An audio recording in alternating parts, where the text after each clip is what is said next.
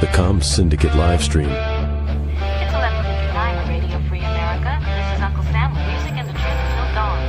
Right now, I've got a few words for some of our brothers and sisters in the occupied zone. The chair is against the wall.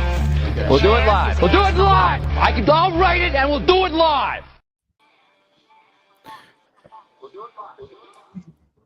All right, welcome to the live stream. We've got Jared from 2 Alpha Solutions and Drew from the Terminal Element. And tonight's guests include John from Alpha Charlie Concepts. And we're also welcoming back Phil from Matter of Facts Podcasts and Taylor from Rant Strategies. For those who are active on amateur radio, you can send us comments or questions via JSA call. Today, we're going to be on 20 meters. That's 14.078 megahertz. And you can direct those comments or questions to callsigngroup@TCS. So we got quite a bit to discuss on this episode. The first topic is going to be, does MCOM exist? And if so, what is it? Advice for those who are interested in getting started in firearms. And for current events, we're going to discuss the ongoing attacks on ICE officers, as well as the ambush on firefighters in Idaho. But first, John, welcome and thanks for doing a live with us. And also thank you to Phil and Taylor for returning as well. John, I wanted to just kind of take a minute and talk about your channel a little bit if we could. And for those not familiar with your content, can you tell us a little bit about your channel?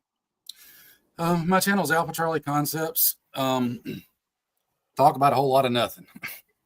No, I've long had my channel and just tried to focus on just a wide variety of things when it comes to preparedness and firearms related stuff, communication stuff, all of it into one big thing. I haven't ever really focused on one particular thing, but I've always tried to approach it from, hey, here's what I'm doing. Here's what I like. Here's what some of my friends are doing and like. If you can benefit from it, learn something from it, great. If not, you do you. And that's been pretty much it for 12, 13 years now. Right on. I appreciate that. Thank you. And so I guess we can jump into our first topic. And I know we probably should have talked about this a little bit more during the show, but we'll try and go for about an hour. If we end up running a little bit over, we'll call it out. And if you guys want to continue, we can continue. But we'll try not to turn this into a 3-hour ordeal. But the first topic is about NCOMs. And recently, Drew, you did a video, and I guess it ruffled some feathers among proponents of MCOM. And I believe that title of that video was MCOM doesn't exist. And then you had something in there, it's okay, you're still a good person, which I thought was pretty funny. But you got quite a few people to agree with you. And there were also some who disagreed. But it seems that your overall message was that MCOM, I guess, doesn't exist. And that many in the radio community seem to use this term kind of loosely. You stated, I guess, that if you took a random sampling of any emergency services workers and asked them what their opinion of MCOM was, it would not really have a meaning because that word's not really used among emergency services professionals. That's correct. So, nobody would have any idea what you're talking about. Fair enough. And so to expand on this topic, I've decided that I'm going to take the position that MCOM is a real thing, but with the caveat that I think it kind of depends on what your perspective is. And so, for example, Drew, to your point, from a first responder's point of view, the scope of your work is responding to emergency calls every day. So I could see how you wouldn't, I guess I could see how you could look at a given piece of radio or comms gear and you wouldn't necessarily label it as emergency communications because it's basically just another tool in your arsenal. However, to the average citizen, I can see how they might have an opposing view. For instance, if a natural disaster strikes their area and temporary and cell phone and internet service is temporarily down, I could see them, looking at a radio and saying, well, this is my backup comms or emergency comms. And I think that's where the distinction comes in. I will point out that and let me just share this on our screen here. So the ARRL does use the term MCOM in some of their training courses and literature. And your video pretty much prompted me to kind of like look and see if anyone else really was using this term. And so this is an example from their website, and they're basically listing a course curriculum for emergency communications and training. And I think there's another one on I'd be here as super well. interested in finding out where that term came from. Is it a military term? Is it like who came up with this? What's the provenance of this term? Because I guarantee you could call 911 for just about anything, and the ARRL is not showing up to respond to your emergency. So I don't know to what extent they actually do any sort of emergency response. Well, I don't would think that they look do, like? but I think I have an idea as to where it originated from. But Yeah, tell me. I'd love to learn. But before I get there, and this is just what I think based on a pretty high level search. I could be wrong, but other organizations such as like Aries and Races, they make references to emergency communications as well. Although I'm not certain if they specifically use that term MCOM as basically a definition to describe the scope of what they do. Let me find my slide where I think that it came from. Yeah, that'd be really cool to find out. I'll tell you, 20 years in the field, over 20 years, I've never once seen one of those guys out there doing anything. And I have responded to a variety of types of emergencies, from wildland fire to floods to hurricanes to your routine medicals and fires and granny beating grandpa in the head with his cane, and I think this is where it comes from, is FCC Part 97, and they're basically. Does that say MCOM? No way. They're talking about the it. basis and purpose of amateur radio. Well, they don't use the word MCOM. Okay, I just want to know who came up with this, because here's my point. Of course, emergency communications exist, but the industry, the capital E MCOM, right? Kind of like that capital S science. Like what is that? And it seems to have been created, concocted, fabricated by folks who don't have any experience in any sort of emergency response. And that's okay. I don't think every single engineer of a cardiac monitor works in the field, and they don't need to, right? So they might have really good ideas. But so the first test would be, does this person work in the field? Okay, and if not, do they say some really weird stuff that doesn't kind of jive with reality? Just kind of leaves you going, huh, that's not right. And so the reason I made that video, actually, I'm going to say Alpha Charlie Concepts and Grunt Proof both have been making videos lately on just kind of dispelling some myths. Is that correct, John? You've been kind of on like a myth dispelling trend, right? I've been doing that like since day one. Yeah. Okay. Yeah. Forever. So, and I like that. I like that. I like it when I'm confronted with maybe some fantasies that I've gotten too wrapped up in, and it checks me, and it makes me a better person. It sharpens me. And so I like that. And I was actually really surprised at the positive type of response I got from just saying like, this word doesn't exist. And, if you see people kind of, using it weird and saying and doing weird stuff, maybe just give yourself some pause and reconsider. I was really surprised to see that a lot of other people appreciated that too. I thought I was in for a fight. I thought it was a good video. I thought that it did bring up a good question, because you do see a lot of people using that term. I've used it in the past, but I've always thought that it was an amateur radio thing, not necessarily a thing that firefighters and paramedics use with each other. But back to what I was saying is, I think some of this originated with pretty much the stated basis and purpose of amateur radio. So I won't read all of them. I'm just going to read the one that's important to what we're talking about, and that's A, and it's recognition and enhancement of the value of the amateur service to the public as a voluntary non-commercial service, particularly with respect to providing emergency communications. Cool. So what I'm saying is that I think that there's a precedent for amateur radio, for whatever reason, to be considered as a tool for emergency communications. And that might go back to some of the wars we fought or something. No argument from me at all there. You if you're taking the antithetical point to whatever I said, you're failing. I agree wholeheartedly. But I would like to say that emergency communications are going to always be a whole lot less sexy than the YouTube videos you see, because sexy gets clicks, but in reality, it's going to be a lot more mundane, and it has to be. It is required to be, because the vast majority of people you're going to respond to emergencies with, or participate in an emergency with, or suffer an emergency with, have no knowledge or desire to learn anything about their radio greater than pushing a button. Back me up here, guys. We're a statistical anomaly. All of us here and everybody watching right now, if you're interested in radios in any capacity, you are rare enough to be a statistical anomaly. You might as well not even exist. And I'm being a little hyperbolic here, but nobody cares. And so it has to be simpler, and it's going to look like things like what your 2-meter linked repeater system in your hometown looks like right now. That looks a whole lot more like an emergency. Know how to actually operate and understand how to operate a radio. How many? I would say 5%. That might be even a generous estimate. 5% is generous. It depends on how far you want to broaden out that definition of radio. You know what I mean? Like if you restrict it just to hams, that's a small group. If you broaden it out to something like FRS radios, walkie-talkies, it gets a little broader, but still. In general, just radio, two-way radio communication in general. Yeah, but what it boils down to at the end of the day is that you could toss a Baofeng to like 1,000 people off the street.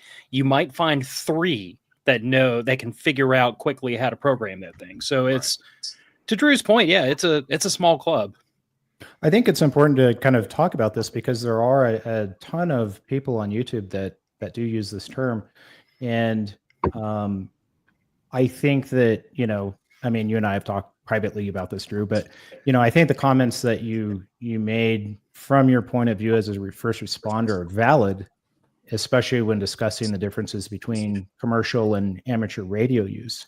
And I think that's kind of where the disconnect is people aren't really making that distinction between the two. One last example, because you mentioned that ham radios operators aren't going to come to your rescue, and that's true. But there are instances where Did I say that? Some of them, well, I mean, not come to your rescue in the sense that, like a firefighter is going to show up to your house, But my final example is this. So this is an example of kind of people filling in the gap. So during the recent floods in Texas that tragically claimed I think the lives of over 100 victims. I think it's up to about 135 now. But the ARRL did post this story about amateur radio operators who are volunteering, and they're apparently embedded with some local agencies. I'm not sure which ones those are, cool. But they're kind of filling in where they can. But I think one of the problems with a lot, and then I'm going to open this up to everyone on the panel, but I think one of the problems with a lot of prepping and comms channels is they are styling their content for the exception and not necessarily the rule. Not all, but some appear to be placing emphasis on like fantasy scenarios as opposed to, things that happen regularly, like hurricanes, earthquakes, tornadoes, floods, which are things that, like I said, do happen on a regular basis. But I'll open it up to everyone. What is your opinion of MCOM, and do you think it's a real thing based on what Drew said and some of the counterpoints that I gave you? I think these MCOM groups have definitely a sense of, I'm not sure what word to use, but I think they think they're more important than they are. And I can guarantee that, I don't know what number it is, that the majority of them don't have any clue of what NIMS or ICS is and how to build up an incident and how to escalate it and how to de-escalate an incident, or where their role in that escalation of the incident falls. Especially on these large fires out in California, these large flooding events. They think they're just going to go in there and set up radio communications and save the day. And in reality, they're wasting their time, and they're taxing the system that's already in place to help mitigate some of the stuff that's out there going on. They don't know what their actual place is in that incident. I mean, personally, I think a lot of the problem here is that there's the terms emergency communications and backup communications get used almost interchangeably by a lot of lay people, by a lot of these communities. The preparedness community being probably one of the greatest offenders here, is that they conflate backup communications and emergency communications. And I've said time after time in my own content, like if you're going to have, if a radio is going to be part of your communications plan, it has to be part of a communications plan. And part of that has to include who you're going to reach out to, how you're going to coordinate, what assistance can they provide, and a bunch of other things that the average person that gets, neck deep into MCOM never thinks about. There's the perception amongst a lot of people is, I have a radio, and when the flag goes up, I'm going to call it, and random people are going to come to my aid. And I'm like, that's just not rational or reasonable. It makes no sense to even assume that would be the case. So well, the first thing off, have some personal responsibility on how to mitigate your own so-called emergency. True, but that's why I don't really take a position on emergency communications. To me, I look at things in terms of this is backup communication. My first line of communication is always cell phones. Everybody's got one. They usually work. They're usually reliable. They're usually in your pocket and charged. And then after that, everything is backup communications. If your primary goes down, what are we going to go to, and how is it going to fill the gap? What need is it going to meet? Right. But I think that when people think emergency communications, you're talking about communications in an emergency. Your first line of communication should always be the thing that is most likely to get you help, which is probably going to be your daggum cell phone. But again, that's why I'm saying, like, we're conflating, not us, but emergency and backup communications are being conflated together. And I think that's where a lot of the misunderstanding starts. In the public safety realm where I come from, and Drew and Taylor, emergency communication system is what we use on a daily basis, and it's not an emergency. We might receive emergency calls on that, or have to give out an emergency. An emergency to us is a Mayday event, or you have to evacuate a building because it's getting ready to collapse, and now that isn't a true emergency. An officer involved shooting, paramedics getting shot at on scene. That is what a true emergency is. And you're not going to use a special system for that. You're going to call on your primary communication channel that you're using. Mm-hmm. That, to me, is and that's my perception, because I come from the emergency services background since 1992. I think I started it. Well, I think as far as the word, MCOM, and getting hung up on that word, it's all about context, right? MCOM is a ham radio term, and we have to keep that in mind. Just like if you walked into Verizon for a job interview and you were like, hey, what are your TTPs? People at Verizon look at you like, what are you talking about? That doesn't exist. But for the military, TTPs are very real. They follow them virtually every day. So context is extremely important as far as these Aries groups and races groups and what they have kind of, what we assume MCOM is. It's unfortunate now there are areas in the country, if you're running the VHF, UHF, single repeater or two repeater system for your county-wide system, because you're just in one of those areas that doesn't have the infrastructure like a lot of the rest of the country does. Well, then yes, some of those Aries groups, races groups are still relevant because they may actually come to your aid in a crisis. I can tell you where I am and I work, and pretty much everything around me for at least 200-300 miles, with the Motorola systems that are in place, the redundancy is now built into them. We will never need races or Aries to come in and assist us with communications and all this thought process of, I'm going to be handing out Baofeng radios to people and this and that. No. There are warehouses with skids of whatever current generation Motorola radios currently in use in that jurisdiction that are ready to be handed out in a moment's notice. So radios aren't the problem. The system's not the problem, because the system has 4 or 5 backups built into it. They have mobile dispatch centers that they send out to large scale events. Yeah, that's the thing. I think it was a thing and still is a thing in certain regions, but it's becoming less and less in MCOM, in that mantra of we are here to assist emergency services when comms go down. Well, I think and John's eyes lit up when you mentioned the word context, so I'll cut to him in a minute. But um, I think a lot of that kind of ham radio emergency assistance stuff, some of it started with like providing support to like the Red Cross back in the day. And I don't know if they still do, maybe they do when the Red Cross goes to disaster areas. But I was reading a really old book I saw a long time ago that I got from like a thrift store, and it was about that. It had basically, it was talking about ham radio operators in support of the Red Cross. But to your point, yeah, I mean, I don't think ham radio operators that I know of are going to jump in there and, support, law enforcement, firefighters, stuff like that.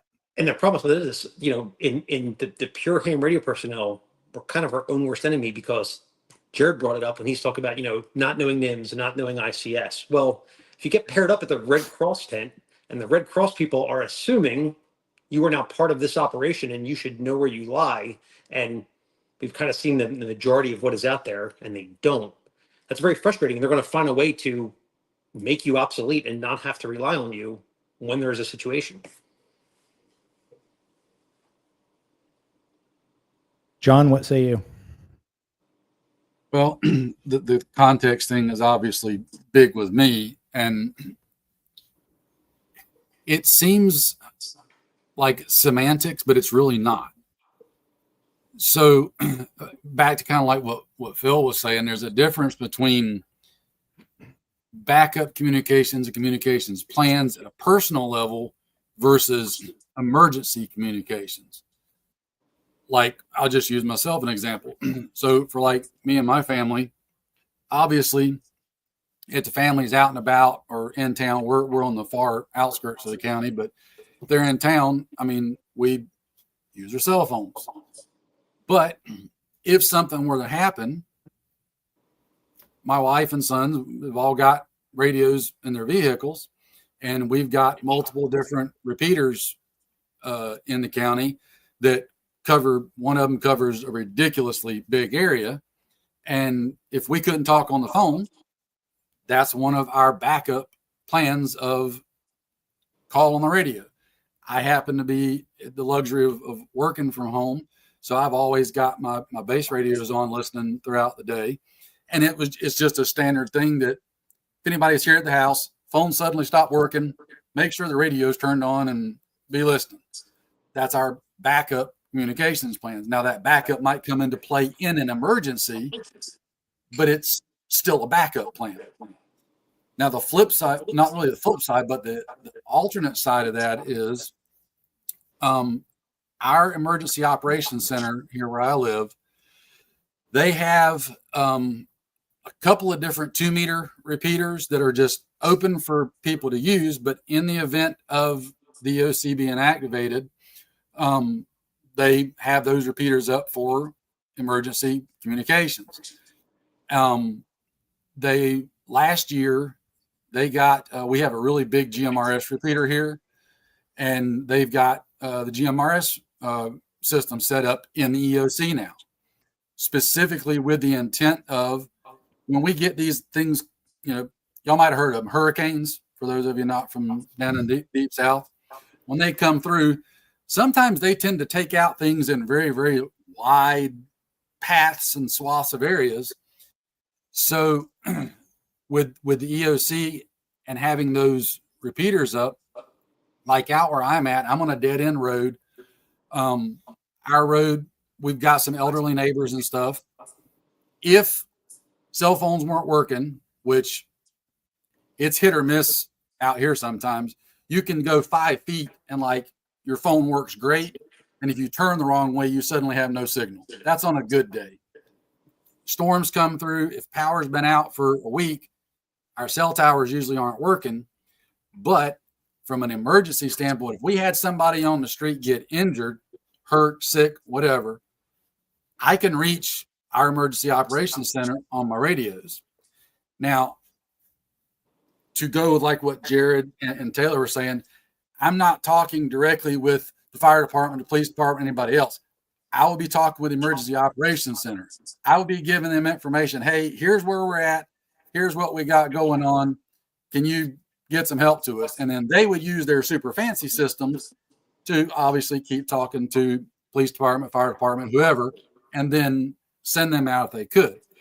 So in my mind, that's how you would use emergency communications when it is an actual emergency versus backup communications just when, and again, the backup communications might come into play because of an emergency, but it's still a backup to my normal plan of communications. And I think what y'all saying earlier, I think people sometimes get everything twisted and mixed up. And, like Taylor said, if you walk into like a business or something, you start talking about SOPs and TTPs, and they're going to look at you cross-eyed and like, what? So, right. It's all about understanding the context of how this thing applies to you and your situation. Now, here in Florida, we do have something called, y'all might have heard of it, SARNet. Mm-hmm. It's a 70 centimeter linked repeater system that is linked over the entire state. And it's open during normal times. And like somebody in the north end of the state could literally talk to somebody in the south end of the state through this linked repeater system. In the event of hurricanes coming in, the state emergency operations center takes over control of that system, and they run a net, and they literally have the EOCs from each county in the state, especially ones that might be in the middle of being affected by a hurricane, that are in contact with the state EOC to coordinate stuff at that level. But again, it's not talking directly with the average police officer, firefighter, paramedic, or whatever on the street. It's EOCs coordinating with EOCs who would then trickle it down through their own individual systems. And that's I was actually an actor at one time myself too, so I've got a little bit of experience in that realm. But I think, to y'all's point, too many people think that in an actual emergency, they're just going to pick up their ham radio and they're going to be like, "Hey, police, can you come out here and help me?" And that ain't how it's going to work. That SARNet thing is actually really interesting though, because here law enforcement runs search and rescue. So we do all this stuff. I'm one of the search managers. Well, once it hits a certain point, when we start looking out for additional resources, we actually reach out to the civilian volunteer search and rescue organizations. But when they show up, they're on the national search and rescue VHF radio frequencies. Mm-hmm. Our Apex 7000s have them in it, but there's no repeater infrastructure. So once they're, past a certain point, their, personal comms, obviously, number one, don't coincide with our 700 megahertz system. But number Right. two, they get, ranged out and we have no idea. It's like they can still talk to each other across in the woods, but now we're out of the game because we can't hear them. So having a statewide, like civilian SARNet is a really cool idea. Yeah. It's a big thing, and it's fun to listen to, because we can be in one part of the state that's not being affected by a storm and listen to the net and be getting actual live on the ground info from where stuff's happening at. And then, on a regular given day, it's just an open network. I've got friends. I'm way up in the north part of the state. I got friends way down the south part of the state. We can talk to each other on it, simple as. So, it's a pretty cool thing that we got, but I think it's kind of unique to us because I haven't seen too many other states that have got a literal statewide link system like that, where you can be just about anywhere in the state, depending on obvious factors, your radio antenna, power, distance from the closest repeater, whatever. But most areas of the state, you can pretty reliably hit one of the repeaters somewhere. Well, the thing that's cool about I know that is Pennsylvania has a statewide system. I believe it's an 800 megahertz system. And PennDOT uses it. The Pennsylvania State Police use it. And it's a trunk system, I believe, too. And it's been in place for a number of years. No, but it's just the discipline, though, that the state can have that kind of system. Because, the truth of the reality is there are really, robust linked repeater systems all across the United States. Like here where I am, we have KZ. which is the University of Pennsylvania owns and maintains that. And I mean, you're talking from basically Washington, D.C. to parts of New York. The thing is unbelievable. But to be able to flip the switch and have the moderators come in and say, hey, there's a search and rescue incident going on, everybody hold the air. That's pretty awesome. I haven't forgotten all you guys in the comment section. We are going to get to those in a second. I'll throw one up right now. Here's one. What is everyone's thoughts on Skywarn or CERT, mostly on GMRS, some ham on county repeaters? Any opinions on that? I'll go easy, Robert. That's a buddy of mine. I mean, at the risk of offending any CERT person, I've never worked with one, because I've never worked in a county that had a functioning CERT. I've worked in places with CERT teams, but never one that was actually functioning. So if a CERT team actually wanted to be helpful, I think they should be proactive and approach their served agencies and find out, like, what actually can we help you do? What are your gaps, and try to meet those needs. I've never experienced it, but I don't discount the potential for the usefulness of those types of teams. I don't know anything about Skywarn though. Taylor, I'm sorry I interrupted you.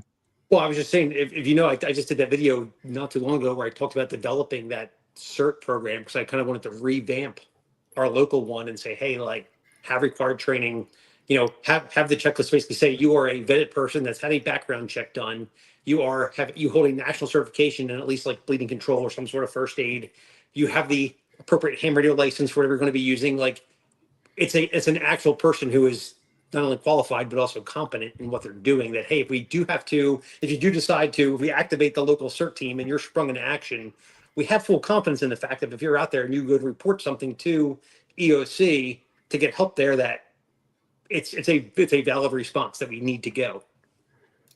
You know, maybe even a physical test as well. And I'm not talking about like an arduous pack test, but like when I see a guy getting winded eating his sandwich, I'm like, man, you're going to cause more work for me than I really want to do right now. So I think there's things that those types of teams can do to prove their worth. And even if areas maybe looked at what the trends are in emergency services and emergency communications, like everybody's using Starlink, right? And it makes sense because Starlink is a really good product. If Aries were to say, hey, we don't want to change anything you're doing, we know you're using Starlink, but we're willing to come in and like set all that stuff up, and we're willing to set up the mesh network and get all your printers all connected to your laptops, and we're going to do some of that. And if all that fails, we are trained to go hook up we're going to throw antennas up in trees, and we can talk across the country if you need it and interface with the WinLink system. Like, I think they could actually maintain some relevance and do really good, but I don't see that happening. In fact, when I have approached a local Aries team about a need I had as a served entity, they were like, no, I don't think so. Like, you're fucking kidding me. I'm the guy you're supposed to do this for. Anyway. That kind of segues into that. So after Hurricane Ida in southeast Louisiana, all comms went down. First responders were out of contact with dispatch until a balloon with an antenna went up nearly 36 hours later. I guess. So me having been down here, living on the Gulf Coast, living in southeast Louisiana, and I was here for Hurricane Ida, I'm really curious, and I haven't seen Darth Kitty pop back up exactly where he's reporting this from. Because that does matter. Like, if we're talking about like the New Orleans Metro, the North Shore, like where I'm at, I mean, we were out of AT&T's entire system got taken down until about 4 p.m. the day after Hurricane Ida hit, because it hit kind of late in the evening the night before. And I think most of the other cell towers were actually up and chattering. But when you go further south towards the Gulf, things got very medieval for an extended period of time. But, you know, to his point, yeah, but our amateur radio operator is going to come in and fill that void in that 36-hour period? Probably not, because it's going to take them that long probably to get their equipment going and have everything be compatible. Well, but the bigger problem is if we're talking about like the amateur radio operators that are in that area, I would suspect that in something like a Cat 4 hurricane that sends 7 zip codes back to the Stone Age, they've got bigger problems to deal with if they're in the affected area. And if you have people from outside the affected area to be able to bring them in to fill that void, you have to be able to deploy them with food, with water, with all their comms, with a way to charge their stuff, with fuel, and that's more infrastructure than the average, like, I hate to say amateur, but the average non-governmental entity is going to be able to field quickly. Right. Like, to me, that the thing of it is that I love the idea of Skywarn insert. I am all about local communities being able to self-rescue and be able to self-aid. I am all about that. But I just, from having been like in Louisiana National Guard during Hurricane Katrina, and then from having been down here for Hurricane Ida, so it's 2 major hurricanes that slapped me upside the head. And I was on the military and on the civilian side of those. So, like, I know that the average person is not going to have the ability to care for themselves and be able to act in the common good at the same time. There's a couple more that I'll get to. Scruffy McScrufferton, I think there's a lot of hero complex, and welcome back, Scruffy. I think there's a lot of hero complex surrounding emergency comms, that the one prepared operator or group is going to be the singular reason for success. Same with the prepping world in general. I think that's a fair point. I mean, that's really fair criticism. I've been around the preparedness community for quite a number of years, even before I was doing content for it. And there are a lot of people that suffer from main character syndrome. If you're familiar with that term, like they have the plot armor, everything is going to go right. They're going to turn the radio. It's going to work perfectly the first time. Their magazines will never run dry, and they will never run out of food and water. Everyone wants to be Mad Max in the movie, though. Yeah. But again, having lived through like real world natural disasters, like major hurricanes down here, that's what got me into preparedness in the first place, was because we see it all the time. There is no scenario on earth where someone can convince me you shouldn't prepare for a hurricane because of where I live. I think you made a good point, though, because I mean, even though we're kind of debating MCOM and all that stuff, I don't want to give the impression that we're trying to shit on anyone that wants to rescue and prepare their communities or anything like that. That's obviously not what this is. We're just taking different points of view to argue the points. But I mean, I think that, if you're someone that wants to set up amateur radio gear to help your immediate community and your family, do it. That's kind of what I think MCOMs really is. It's backup communications for my family when my cell phone and the internet go down, and we can communicate with each other. And quite possibly, if I need to arm some neighbors with some radios in a pinch, then I can do that too. Beyond that, to all of your points, I don't have the infrastructure, expertise, training, insight, or any of that stuff to have any kind of positive impact on any governmental entity, to fill a void. I think that's fantasy. Well, and I hope I never ever gave anybody the impression that I was trying to discourage the use of any type of communications for preparedness or even for use in an emergency.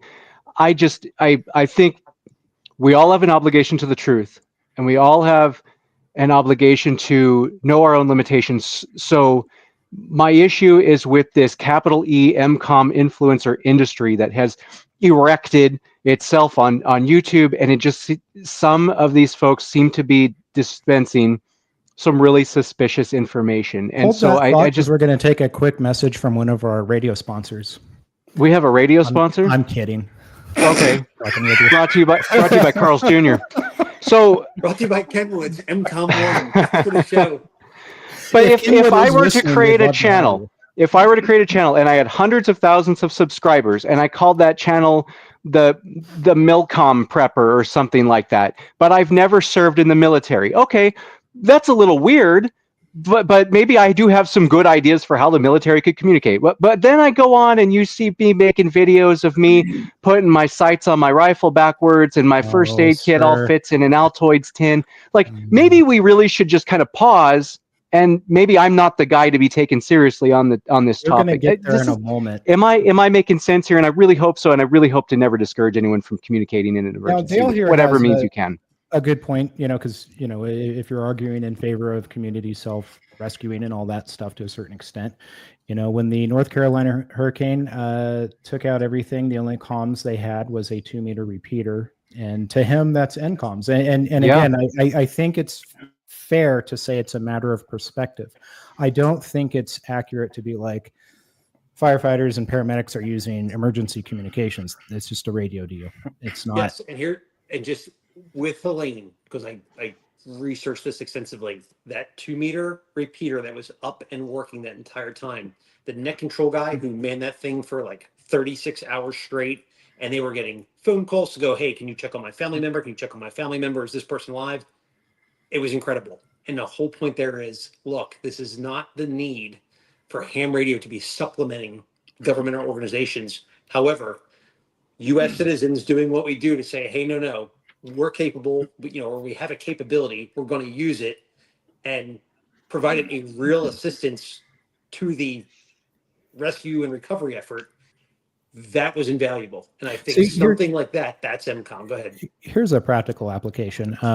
Noel says, we've got a neighborhood GMRS group to help each other out in bad weather. It's been active for several years now. Exactly. That's awesome. Exactly what we're talking about. And that is awesome. Good for you guys, because, that something like that could be invaluable. And hopefully after the event passes, then, that infrastructure is still there. But Terrence, yes, sure, sir. go ahead. Grab that comment from Yard Sale that just popped up about Grindstone Ministries.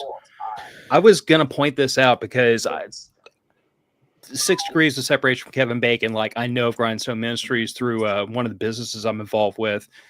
But I know that they, in particular, had an incident where their only source communication with one of these little mountaintop communities in North Carolina was the guy had a UB5R up on top of a mountain, and that was the only way they were getting any communication down off that mountain. Really? To even announce to anybody, hey, we're stuck up here, we can't get out. The road, I think a bridge washed out, road washed out. Same situation all across that entire area after Hurricane Helene.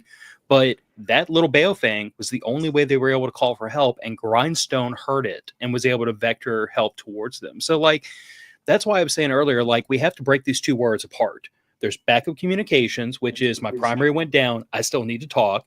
And there's emergency, which is I'm stuck on a mountaintop, we're running out of fuel and water, and we're about to die if you don't get us help. But if we take those two words apart, I do understand what Taylor and John and Drew and Jared are saying. And I agree with it. There is the idea that a bunch of old Elmers with ham radios are going to supplement a governmental organization, a true group of first responders, is probably not rational. But in the instance where you're talking about governmental organizations, military, whatever hasn't shown up yet, and a bunch of lay people are trying to help each other, then I think there is room for those amateur radio operators, those GMRS guys, to come together and try to run help to each other. But I think we have to put those in two separate pots. Like 1 hour after the situation blows up, when there's no police, no firefighters, no EMS on the scene, yes, that is a perfect opportunity for the layperson to be involved. But once the professionals show up, you clear the airwaves, get out of the way, and let the professionals do what they do. Absolutely. Well, to your whole thing on that, and with that, I'm sorry, Taylor, go ahead.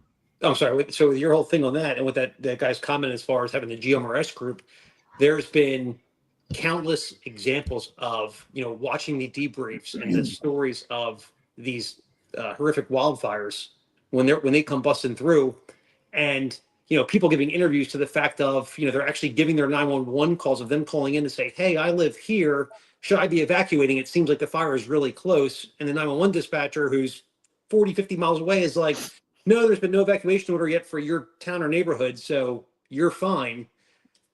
You have your own communications infrastructure set up within your own community where you're getting real-time accurate information, and somebody in your group is like, hey, I'm out here on such and such a road, it's really bad, you should all leave. That's so much more valuable than trying to rely on a governmental system to warn you, because that's been proven time and time again. Jared, do you have something?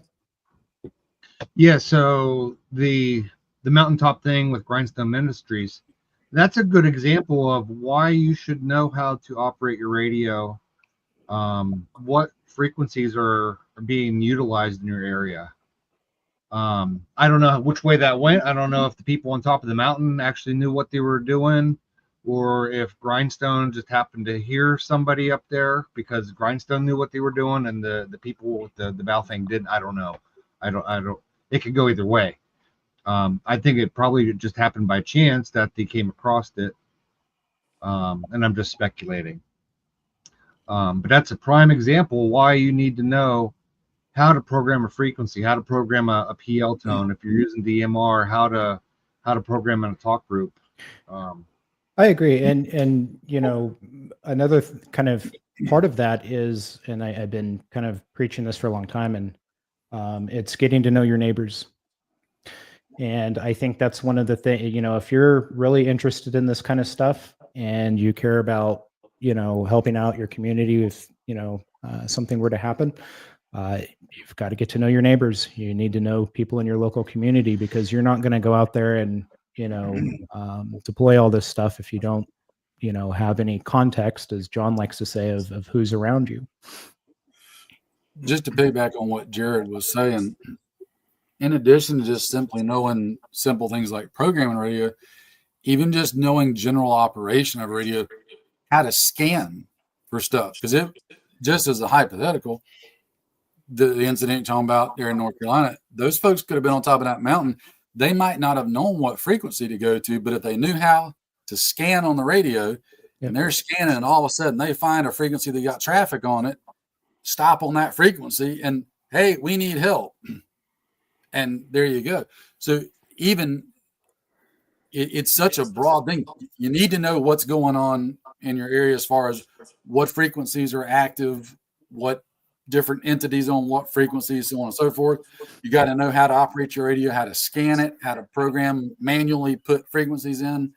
There's a lot to it. And I think I'm kind of getting off in the weeds, but I think there's too many people that think they're just going to pick up their radio when something happens and they're going to talk to somebody. And it doesn't work that way. But that's a great point too, because this is one of the things, people say like, oh, I got my Belfang, UV5R, I'm good to go. And to your exact point, this is where there is a time and place that scanners still have a purpose, because no Belfang on the market has a hyperscan feature. Right. So to try to scan through all those frequencies as quick as what a Bearcat could do, it's slow. Exactly. So if it's time Big Bearcat used back in the day. There you go, man. Like people need to understand that there's a time and place for a lot of different communications tools depending on the circumstance. Having something like a Bearcat, have a tiny SA Ultra, something like that, just something. But again, knowing how to use it, knowing what you're looking at, knowing how to take that information and then combine it with this. Okay, there's something going on in this frequency. How do I put that frequency in? How do I listen? How do I know, am I listening to somebody that's just on simplex, or am I listening to a repeater? If I'm listening to them on a repeater, do I know how to figure out what the offset tones are? And this is not to crap on ham radio people or anything else, because I'm sure Jared will agree with me here. I can tell you 100% where I am going to large events and going into different people's jurisdictions, and you're like, hey, we're going to be operating on XYZ channel. The amount of people that I work with that are like, hey, do we have that channel in our radio? And it's like, oh yeah, because it's in this zone and this zone, and they have no idea. So don't get me wrong for a second. It's not like, oh, well, the professionals are going to come in and they know everything. Far from it. I would take a knowledgeable ham guy any day when it comes to stuff like that, because they will actually know how to do a lot of that stuff. Most of the professionals know two things when it comes to a radio. I turn this thing up here and I push this inside. That's it. I mean, I say that as having worked in and around them, but I also have a very, very close friend whose part of his literal job is selling and programming systems for law enforcement, fire rescue agencies, that sort of thing. And one of the things that he started to find a big thing happening with, especially with more rural counties like sheriff's departments and stuff, they're actually starting to equip their officers with GMRS radios and showing them how to use them, because so many people in more rural areas have started using GMRS, and it just adds another layer to what they're capable of doing. And just for anybody watching and listening, I get kind of wound up sometime about the comm stuff, because I was an old school signal guy. I went to student school at Fort Gordon, but I'm still learning a bunch of this new stuff, because everything we did back in 91, 92 was all analog stuff. We didn't have all this fancy digital stuff. But radios are a big thing for me of being able to communicate. My inner circle of friends, I spend quite a lot of time putting stuff together and us going over, just simple radio operations, just talking to each other around our big priest property we like to do stuff at. And just throwing another example of an emergency communication, one of us could be on the tractor on the way back part of the property, and if it suddenly caught on fire or got stuck or whatever, that's an emergency. Hey, somebody bring the water tank back here. Somebody bring me another fire extinguisher back here. We're gonna set the whole field on fire. There's so many varying layers to that context of what are you doing with the radio? I mean, emergency communication is me yelling to my wife at the other end of the house that I've fallen and busted my head open and I'm bleeding out on the floor. That's an emergency, and I'm communicating to her.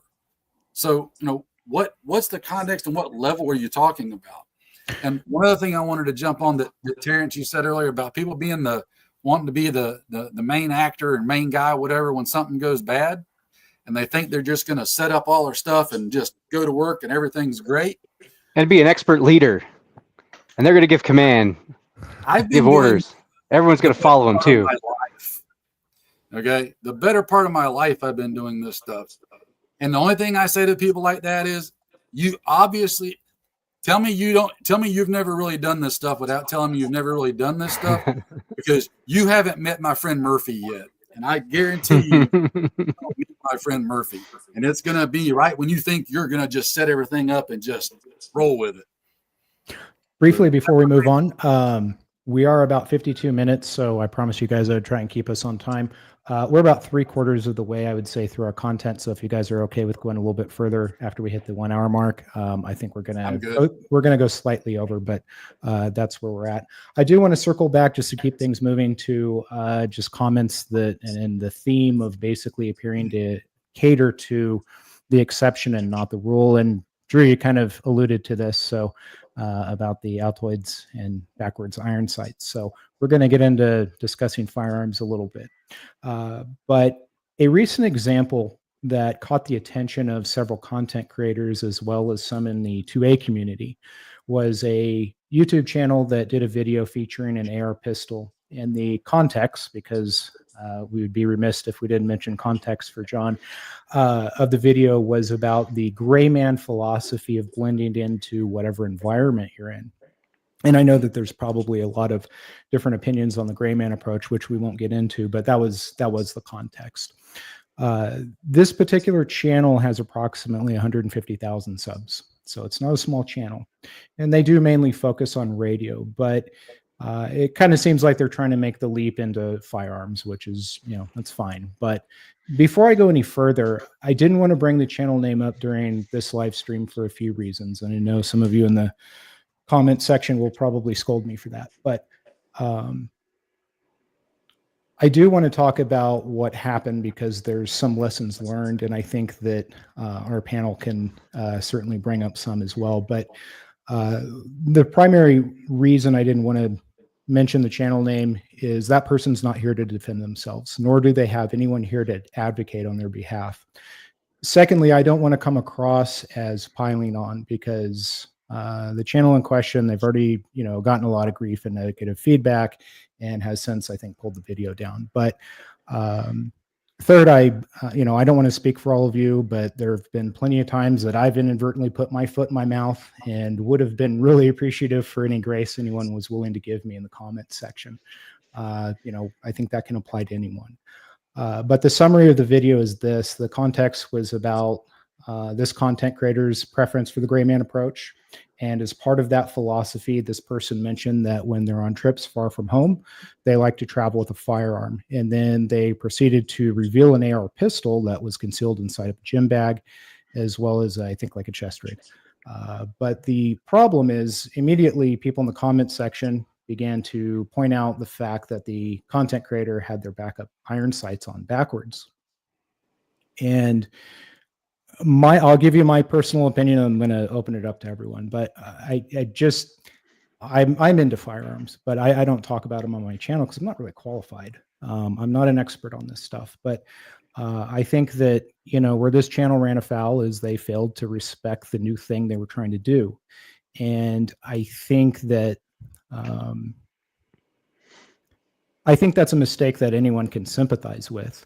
And I think the firearms world is comparable to radio in that it can be a very technical and complicated subject with a very steep learning curve. And you can spend years learning about radio and still not be a subject matter expert on all aspects of it. And I really don't think firearms are any different. And I don't think this channel applied the same respect to the firearms discipline that they did to radio. And so I know everyone on this live stream tonight has seen the video before it was pulled down. And I am very curious as to what your takeaways are and what you think the lessons learned are. John, since you're our first time guest, would you like to go first? So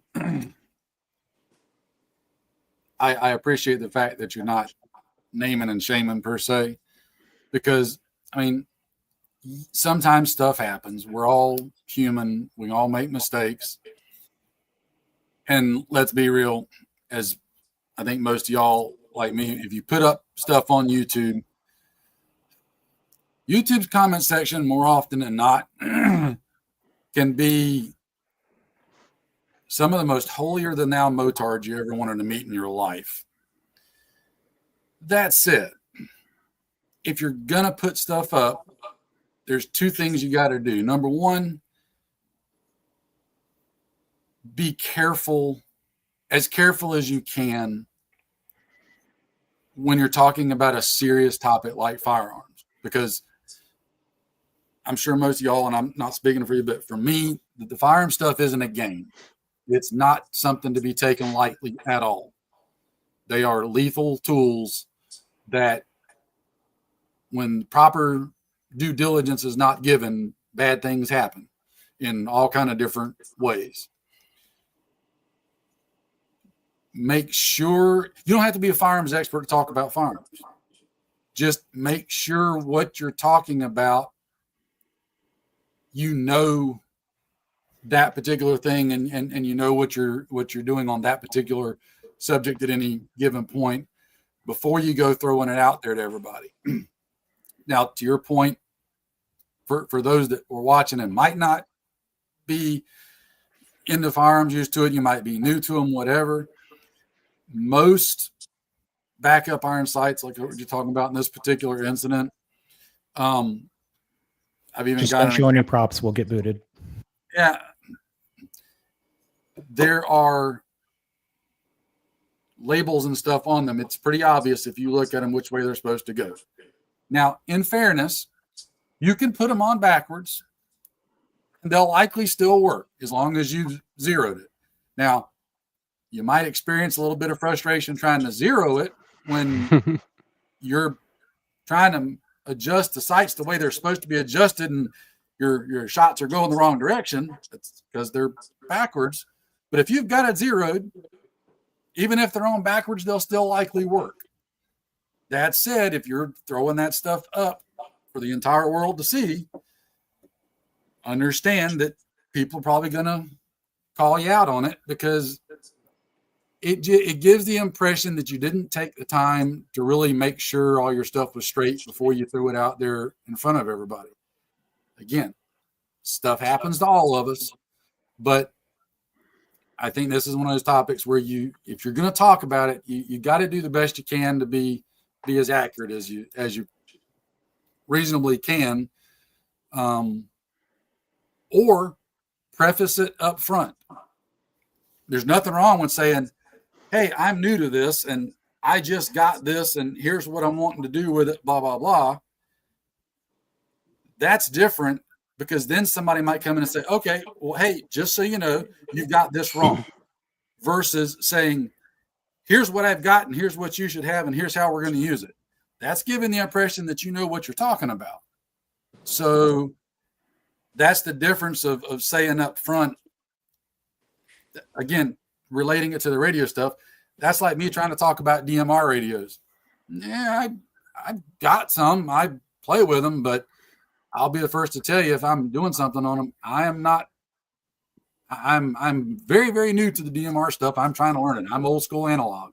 So feel free to interject, if there's something that I've got backwards. Now, the flip side of that is you want to start talking to me about other things that I do know what I'm talking about, then that's another story. But that's when we get back to the freaking motard idiots in the comments section, which there's never a shortage of. So that's my 2 cents on the subject. Fair enough. Who would like to go next? Or I can pick someone. Jared, what do you think? May I real quick? We got a really super rare comment in on JS8 20 meter. It's from Whiskey 1 Whiskey Tango Oscar, who I previously logged as a fellow in Klamath Falls, and all I got was at TCS. So I can't reach him again. Fellow in Klamath Falls, if you want to try again on slow-mo, I can hear you. I don't think you can hear me yet, but you might be in a skip zone. Anyway, back to Jared. Keep refining those skills. Go ahead, Jared. Unmute there. Basically, just everything that John said. Just be careful with what you're putting out there, because somebody that doesn't know a lot, that's putting information out there, somebody else that knows less is going to come across that and think that that's the way to do it. And that could lead to a very bad situation for you. I made a comment on the video, and I wasn't rude about it or anything. I just basically said, I think you need to get some proper firearms training, get with somebody that knows what they're doing a little bit, and then go forward from there.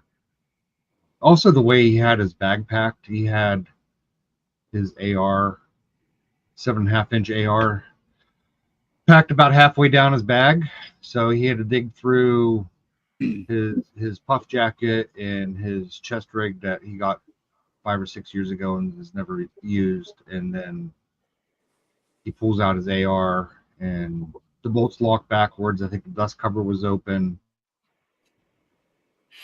It looks like that was a comment in the comment section. It looks like SOS Swish Outdoors and Survival saw that video as well, but made the same comment about the bolt.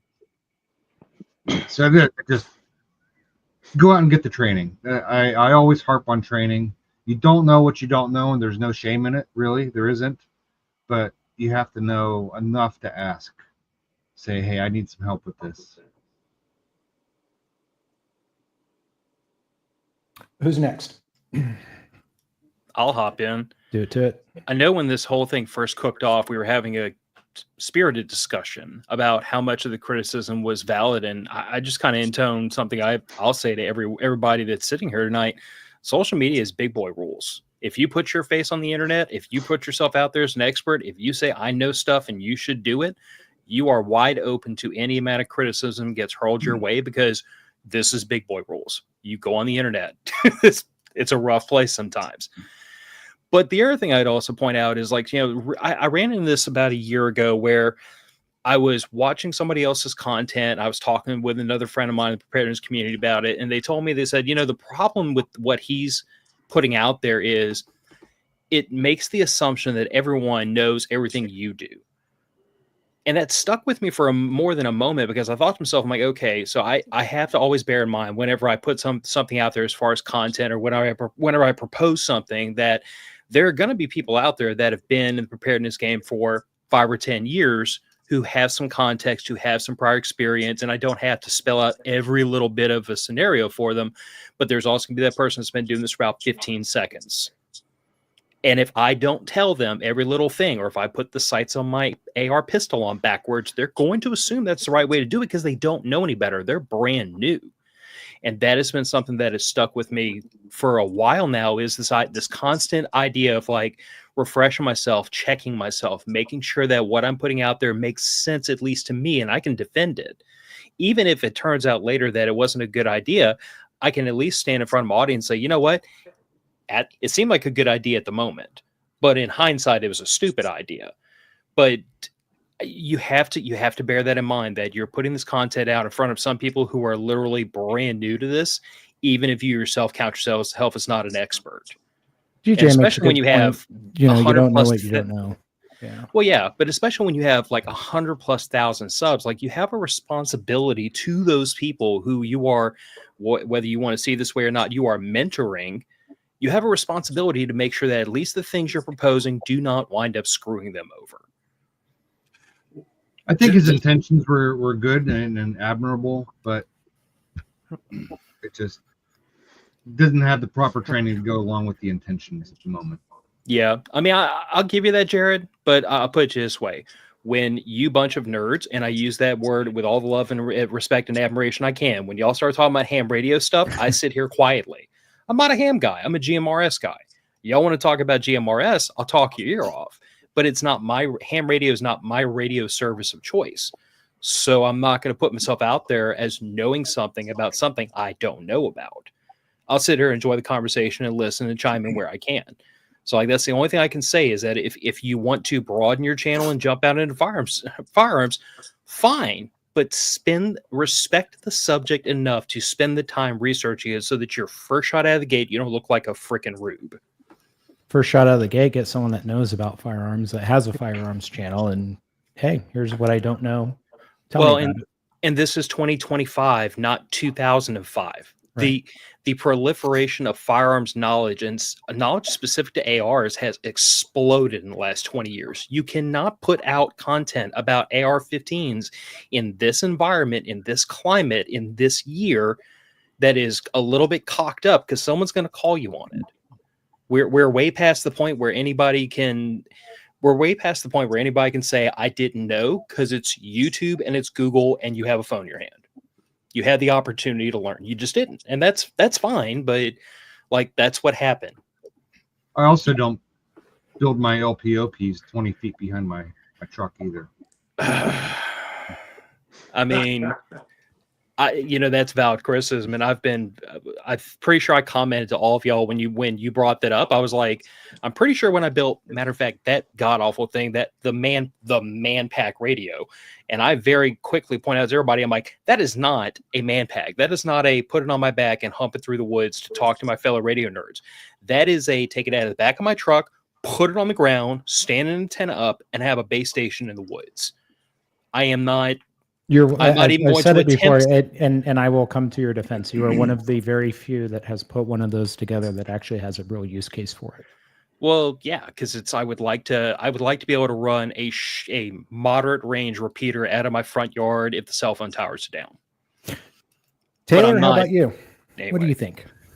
So, I mean, listen, to right off of what Phil said, it's the whole matter of if you're putting something out there on YouTube, you are assuming the role that you know what you're talking about. Like, listen, I think fighter jets are the coolest freaking thing in the world, but I'm not going to talk about avionics and how fighter jets work because I know nothing about it, despite if I've watched a million YouTube videos on it. I've never flown one myself. And that's one of the biggest things. It's kind of funny.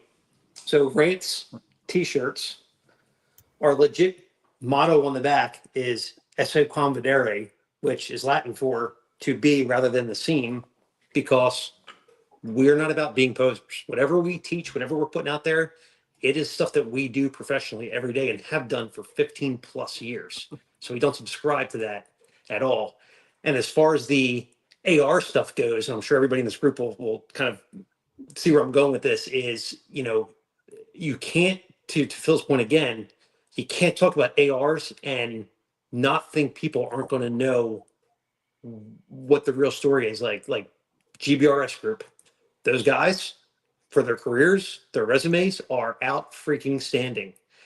If you are putting a hydro mount and you paid $500 for one and you're putting it on your AR because you see the GBRS guys doing it, but you have no real concept as to why that's on there, you look really dumb. And that's one of the things that absolutely drives me nuts when I see guys with a full size, even an 11.5 inch, 12 inch SBR, and they have a hydro mount on it. And I'm like, why did you put that on there? And they don't know. They just did it because they saw GBRS group doing it. So they wanted to do what they did because they know what they're talking about. Or they're trying to do CQB with an LVPO. Yeah, there you go. And then you have some of us that actually put risers on our rifles because we've banged PBS 14s off the friggin' top rail once or twice. Like, I mean, the content, being able to articulate why you're doing something to me is ultimately going to be the measure of whether or not you know what the hell you're talking about more than what you do.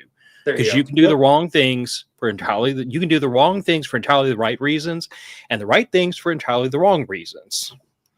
Drew, I guess we'll come to you last but not least. I have set up a first aid kit inside of an Altoid scan. You think that's sufficient, and does that make me qualified to talk about medicine? Yeah, I guess it just you talk about context. How much do you value your life and the life of the people you're hanging out with? I guess I don't know. I think in the future, every single one of us will step on our dicks. And of all the people on the planet, the 5 of you, I'm sure, feel my pain because we can all agree they're quite large and unwieldy at times.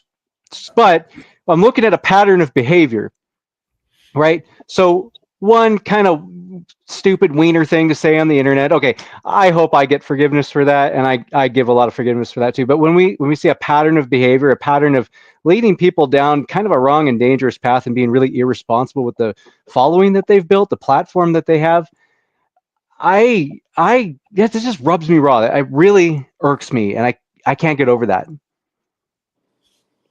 I think that's fair. I mean, it just seems like I don't know. There just seems like a lot of channels who are kind of like a symptom of certain perceptions associated with, like, prepping, for instance, specifically regarding some of the unrealistic expectations that people have when it comes to ideas about the kinds of radio gear or firearms they think are needed for an emergency. Phil, you kind of touched on it. There's really no shortage of manpack content. And while some of these radio channels are well-versed in comms, they do tend to lead you into this idea that you're going to take this heavy rig out in the wilderness with all your other essential gear. And I don't think that's a realistic scenario. To me, and I'm probably going to offend some people, but it's really not meant to be offensive. I'm kind of agreeing with you. To me, it's kind of like people who are preparing for Red Dawn. But as Phil said before, it's LARPing until it isn't, right? But although I do think that Red Dawn's an unlikely scenario, I will say at least people who are preparing for it have a specific situation in mind, even if it falls into the realm of fantasy. Some of the manpack content, however, doesn't really seem to be purpose-driven. That's why, Phil, I said I'll certainly defend you on what you have set up, because I think there's a purpose to it. But some of this other stuff, not so much. And see, I question constantly if the problem is that the content is following the algorithm or the other, or like, is the tail wagging the dog or not? Because I can put out a video and explain that this is meant for a very narrow use case situation after a Cat 4 hurricane wipes out my zip code, which has happened twice in me living here. And that gets very little to no views. Somebody else talks about a manpack for the end of the world, and it's a big thing. So I can't really tell you. What I can tell you is the thing that I have observed, and most people will be on that are honest will observe, is that you wind up needing band-aids a lot more often than tourniquets. You wind up needing a tire inflator a lot more often than you need a truck gun. It's like, my mantra in preparedness has always been that if you want to prepare for the esoteric, the weird, the Red Dawn, that's fine. Like, you pick your problems and you figure out how to deal with them. But if you neglect the mundane in the pursuit of the fantastic, to me, that's where I draw the line between LARPing and real life. Like, Red Dawn could be real if you live in, say, Taiwan. I mean, yeah, but that's a little bit of a different situation than living in, like, the New Orleans metro area. If the Chinese start paratrooping into my backyard, you can all line up and say, "I told you so," and I will take it on the chin. But I just don't see it happening. What I do think is going to happen is I'm going to be at work and someone's going to get a headache and I'm going to have to hand out some ibuprofen, because that's happened a couple of times. I'm going to be at work and someone's going to get a paper cut and I'm going to hand them a Band-Aid, because that's happened once. But guess what? The tourniquet, the quick clot, all the prepper stuff has never left my backpack once. All the little individual use super glues that I keep in case, like, somebody gets a big old, oh my God, this is going to bleed a lot kind of problem and I need to glue it shut. Guess what? I've used exactly 0 of those on human beings. I have used 1 on a piece of office equipment that was breaking in half. So I keep going back to this idea, guys, that like, you know, I think a lot of times people get stuck chasing clicks, and clicks come because you do things that scare people, rile people up, or excite people. And then when you have nice level-headed content that says, look, you should have this stuff for a worst case scenario, but you should have this stuff for everyday problems. That just doesn't seem to go. Can I harp on that for a second? The floor is yours. I've done videos on exactly what you just said. And I've tried to tell people, again, that context thing. You should have this, right? When we go to our place and me and the guys get together and we're doing the things, we've got a lot of these around. You know what I also take with me every single time I go there? First aid kit. I take this. You see the difference in these? You know what's in this? I hope not tampons, because I've heard that those might be good for plugging holes, but I'm not sure. No. Right. I'm gonna guess Band-Aids, Benadryl, Tylenol. There's a whole lot of Band-Aids, Benadryl, Tylenol, gauze, tape, because scratches, cuts, briars, things that get infected, so on and so forth. I use this almost every single trip I make to our place to train, because I'm getting cut and scratched and torn up. Right. I've only went into this twice that I can remember. Now, the times that I needed it. But I've got far more of this on hand for everyday use, for zombie alien use, for whatever use. I've still got far more of this than I do these. I wanted to address something. And we ain't got hospitals to go to. I'm going to need a lot more of those Band-Aids and stuff than I am these. 100%. Because even I've got the fortune of having a really good friend who's part of my training group that's a doc. And you should see the stuff that, as a medical professional, he brings out. It's a 20, 30, 40 to 1 ratio of that kind of stuff versus the trauma stuff. He's made the point before, since we're talking about the med stuff real quick. If we're in the situation where there's, zombie aliens or whatever, probably ain't going to be no hospitals, right? If you get hurt bad enough that you need that, now what? I think that's okay. Fair. You put your tourniquet on, but obviously we're in this situation. There's no calling 911 and going to a hospital. So why do I need to really be carrying 4 tourniquets on me at that point? Because if I need tourniquets, we got problems. But Band-Aids and stuff that might keep me having a slow death from an infection when there's no hospital, that I can do something about. But nobody wants to hear the stuff about the Band-Aids. I tell everybody that everyone's hurricane and tornado response kit should include closed-toed shoes, work gloves, and eye probe. Because a splinter in the eye or a splinter in the hand or busted feet because you don't have the right foot gear will take you out of action faster than I'm missing a tourniquet. Yeah. I mean, it sounds, I understand. Someone said it doesn't feed the fantasy. Agreed. I agree. It sounds like common sense, but I'm telling you, I've lived through enough hurricanes and watched enough neighbors to know it's not common sense. I want to address a comment from Tim here. He said firearms are easier to learn and use than communications. I think that's a matter of perspective, and it kind of ties into the things that John was talking about, as far as first aid and stuff like that. If you're genuinely curious about these subjects, you're going to find a way. I respectfully disagree with him. You're going to find a way to learn. I hear a lot of firearms guys say, "Oh, I just, Tom's, it's too technical. I don't get it." But if you spend as much time learning about communications as you do firearms, you're going to get it. And I think that's kind of I think everything's kind of relative that way. Same with first aid. Like, I've heard lots of people say that, they have a hard time, remembering that stuff and learning it, but it's how much time are you going to put into it? No, and I agree with what you're saying, Terrence. I'm only going to say that it's been my observation in a variety of different fields that things, when you know nothing, things seem complicated. When you learn some, things seem really easy. And then when you become an expert, things seem complicated again. Because you don't know, when you don't know what you don't know, things seem simple. That's why, like, I understand his point. I understand yours. I'm not disagreeing. I'm being a little tongue in cheek or a little just, a little pedantic, but like, firearms are easy to learn. Cool.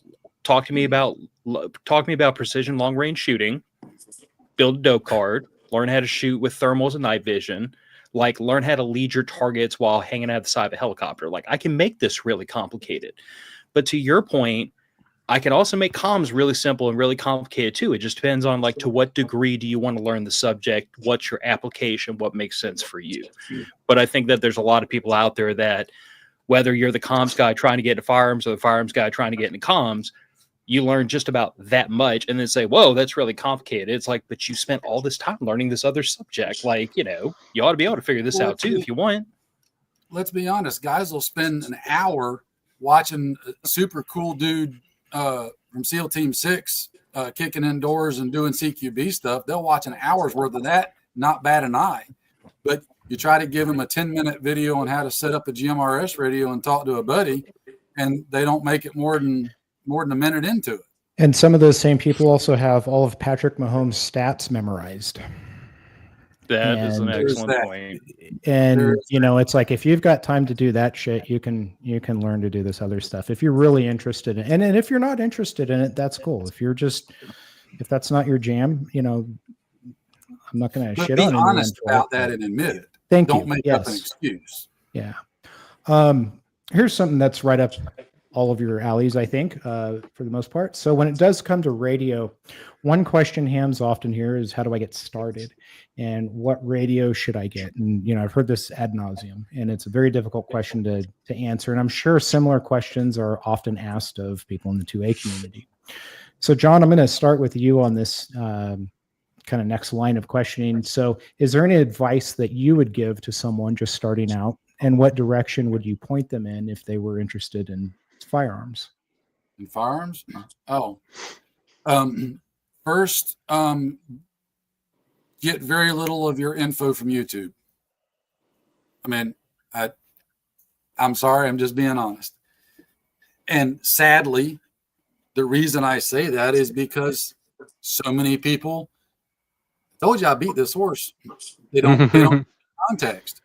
And again, what the local cool guy SEAL is showing me that he used in the GWAT for clearing ships and kicking indoors, doing HVT snatches, doesn't necessarily mean that gun setup is appropriate or right for what I'm trying to do, defending my house and my subdivision, taking care of my rural farm, whatever the case may be. It doesn't mean that what he's doing or saying or advocating is wrong.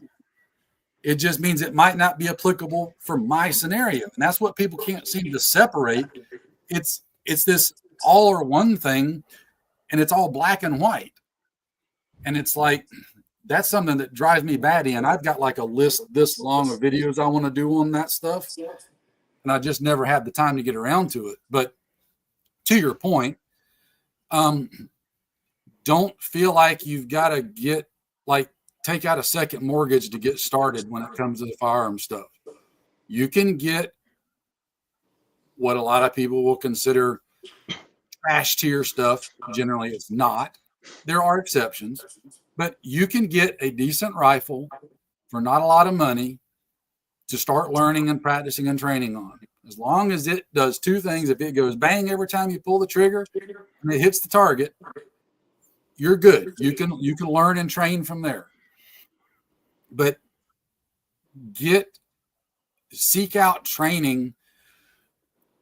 But this is where it comes in vetting your instructors. Make sure that what they're teaching again, is applicable for what you're wanting to try How to. do you vet a good instructor? How do you know? Like comment earlier on was you don't know what you don't know. And I think that's probably true with instruction. That becomes a really, really tough thing, unfortunately. You can do some searching. And honestly, I don't really have a good solution for that, because it's just, you can find some guys that are teaching that really ought not to be teaching. And then you can find guys that are really good and absolutely are awesome at teaching. Just depends on if what they're teaching is, applicable for what you're wanting to try to do. I don't know. It's hard to really give a definitive answer to that question, which is why I have actually never given that, an answer like that on any of my videos, just because you got to try to figure out what's right for you. Yes, go online, do your research. You can usually get a pretty good consensus. Like if there's a local instructor in your area, do some research on it. Start with just Googling his name, seeing what comes up. Read what people are writing about him on Facebook or whatever. I know one example where a guy didn't necessarily have a super flashy background, but it was a really, really good instructor. He was teaching good, solid, fundamental stuff, knew what he was talking about, really was able to impart the knowledge to people in a good way, because some people are great at doing, but not so great at teaching. And then there's other instructors out there that I've seen and read cases and firsthand know people that experienced it, were great instructors, but they turned out to be absolute POS douchebags, like that should probably be in jail. This is just my perception, but it seems like, and just to kind of draw some parallels between radio and firearms, it seems like a lot of the fundamentals get overshadowed by this like gear cycle where everyone's just hyper focused on like the latest, greatest thing, rather than actually trying to become proficient with what they've got. And, like to draw parallels between radio and firearms, when I first started in radio, I was gear shamed for my UV5R. That was all I knew at the time. I see a similar trend as it pertains to Palmetto State Armory AR-15s. I have a PSA. That's my favorite rifle, actually. That's the one that I train with the most and take out to the desert with me. And I practice with it quite a bit. But I don't know, what are your opinions on the gear cycle? And, is my PSA rifle the equivalent of a UV5R, and do I deserve that scoring? Well, I make gear for a living. That's my business. I've been in this industry since about 2002 professionally, and before that in other capacities. Your PSA, if it's already working for you, it's working for you. It's fine. I've got a safe full of PSAs. Between me and my friends, we've probably got upwards of 30-something PSAs. Are there better guns out there? Arguably. Again, depends on what you're wanting to do with it. If you're wanting to slap it on a select fire lower and mag dump with it all the time, probably not. But again, is that what you're wanting to do with it? I know firsthand, and this is something that you've got to be very careful about.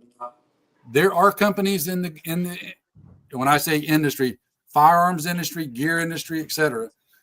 There are companies out there that literally pay people to go online and go to every post they can find of the competition and make trash claims with nothing to back it up. I know that firsthand. On your channel, you've mentioned, like the concept of like being like a armed, prepared citizen. That's my turn. But one of the things that I guess is kind of interesting, and the same kind of applies to radio, but there do seem to be people in the 2A community that, we kind of touched on this before the show, but they'll copy what they've seen during GWAT, and then they try to emulate what they see the military do. And in some of your videos, you've mentioned that the gear choices the military uses and the tactics they employ may not be the right application for the armed citizen. So in your opinion, what would you consider the appropriate approach in gear choice for someone who is just looking to be an armed citizen. Forget all the Red Dawn stuff. Just someone. Yeah, that, no, you know. I mean, if you're if I was advocating with somebody without having any real context, just starting out, if you didn't know anything or have anybody that could help you, take a chance on a factory Palmetto State rifle, get mags and ammo for it, go zero it, put about 500 rounds through it. If it'll get through 500 rounds without something breaking or going wrong, then 99% chance it's going to be fine for as long as you want to use it. Gear-wise, again, I make gear for a living. If you've looked at my channel any, you'll see I talk about a lot of other companies' gear besides mine because I'm wanting to try to help people. I want you to have good gear for what you're trying to do. If that's not my gear, if it's somebody else's gear, as long as it works and does what you need it to do, that's the end goal. That's what I want you to have. So find out, get something that's going to allow you to carry 3 to 6 mags and maybe some first aid equipment. Right. If you've got that, get those 2 bases covered and then start finding training, whether it's guys you can train with that can teach you, actual instructors. There's a whole gamut that you can run. You don't have to copy the high speed, low drag GWAT vet. Not saying that what they're saying is wrong. It just doesn't mean you've got to copy it or that you're going to be wrong for just starting out and setting things up for how you need to do it. Right. Again, it really is a tough subject to really pin down because if you're just getting started, do you live on a 40-acre farm in the middle of nowhere where your closest neighbor is a half mile away, or do you live in a urban subdivision where you can reach out your window and touch your neighbor's house? Mm-hmm. The context of those two things is very different on what you might want to set up and how you might want to employ it as far as the gun, the gear, everything else. So unfortunately, it's very difficult, like pushing fundamentals to people. Do what? It's very difficult trying to push the fundamentals to people. I kind of run into that with questions about radio and people's eyes glaze over because it's not like Corsair in the comment. Corsair trainers mentioned that in the comment section earlier. Some of the stuff just isn't sexy and it doesn't. Yeah, the fundamentals. I've gotten criticized about that before because I've preached to guys a lot. The fundamentals, dude. It goes back to when I was in martial arts. Me and my sons. My sensei was really big on, we do the fundamentals a lot. And it's just, it is helping to kind of put your brain on autopilot, excuse me, so that when it comes time to actually have to do something, those fundamental things are habit. For example, just talking about an AR, working the safety on and off. If you just practice working at dry firing safety on, safety off, safety on, safety off, it starts programming it so that you start unconsciously working that safety. You want to get it to a level. I had a good instructor years ago. He always asked the class at the beginning of the class, when you were driving the class today, how many times did you hit the brakes on your car? And everybody's like, I don't know. I got no idea. But you did hit the brakes multiple times. But you do it kind of at an unconscious level. Your brain, you're not consciously thinking, okay, now I have to press the brake pedal. Your brain sees something and you press the brake. You want to get those fundamentals like that so that the fundamentals are kind of running on autopilot. I don't think enough people stress those fundamentals. If you do the fundamentals, you can do anything else. You just build on it. That's what you progress and build off of. Right. So when I teach, I don't have any certifications to teach or anything. I think there's some pros and cons to certifications. I don't really have a use for it. I think for professional development, they're okay. And I think DJ mentioned something about certification, NRA certifications. But when I teach, all I really teach is fundamentals. I harp on the fundamentals. And even when we teach our more advanced type classes, it still incorporates every fundamental that we've ever taught, because we just build on it. We're coming up on our last couple of topics, but before we close this one out, I did want to open it up to either Phil, Taylor, or Drew. Do you guys have anything to add on this? On anything John or Jared said? I have an experience I would like to share. I used to shoot 3-gun, and I shot a Delton AR, which was like PSA before there was PSA. Very cheap, and I can't recall ever having a problem with that rifle outside of the break-in period. And I will never forget a co-competitor here. He had a rifle jam, and he was just pistoning this damn thing onto the dirt, and he was cursing how much he paid for this. I can't remember the exact brand, but it was one of the very, very expensive brands that I'll never own. And I was just thinking, well, I guess I don't feel so bad about this purchase anymore.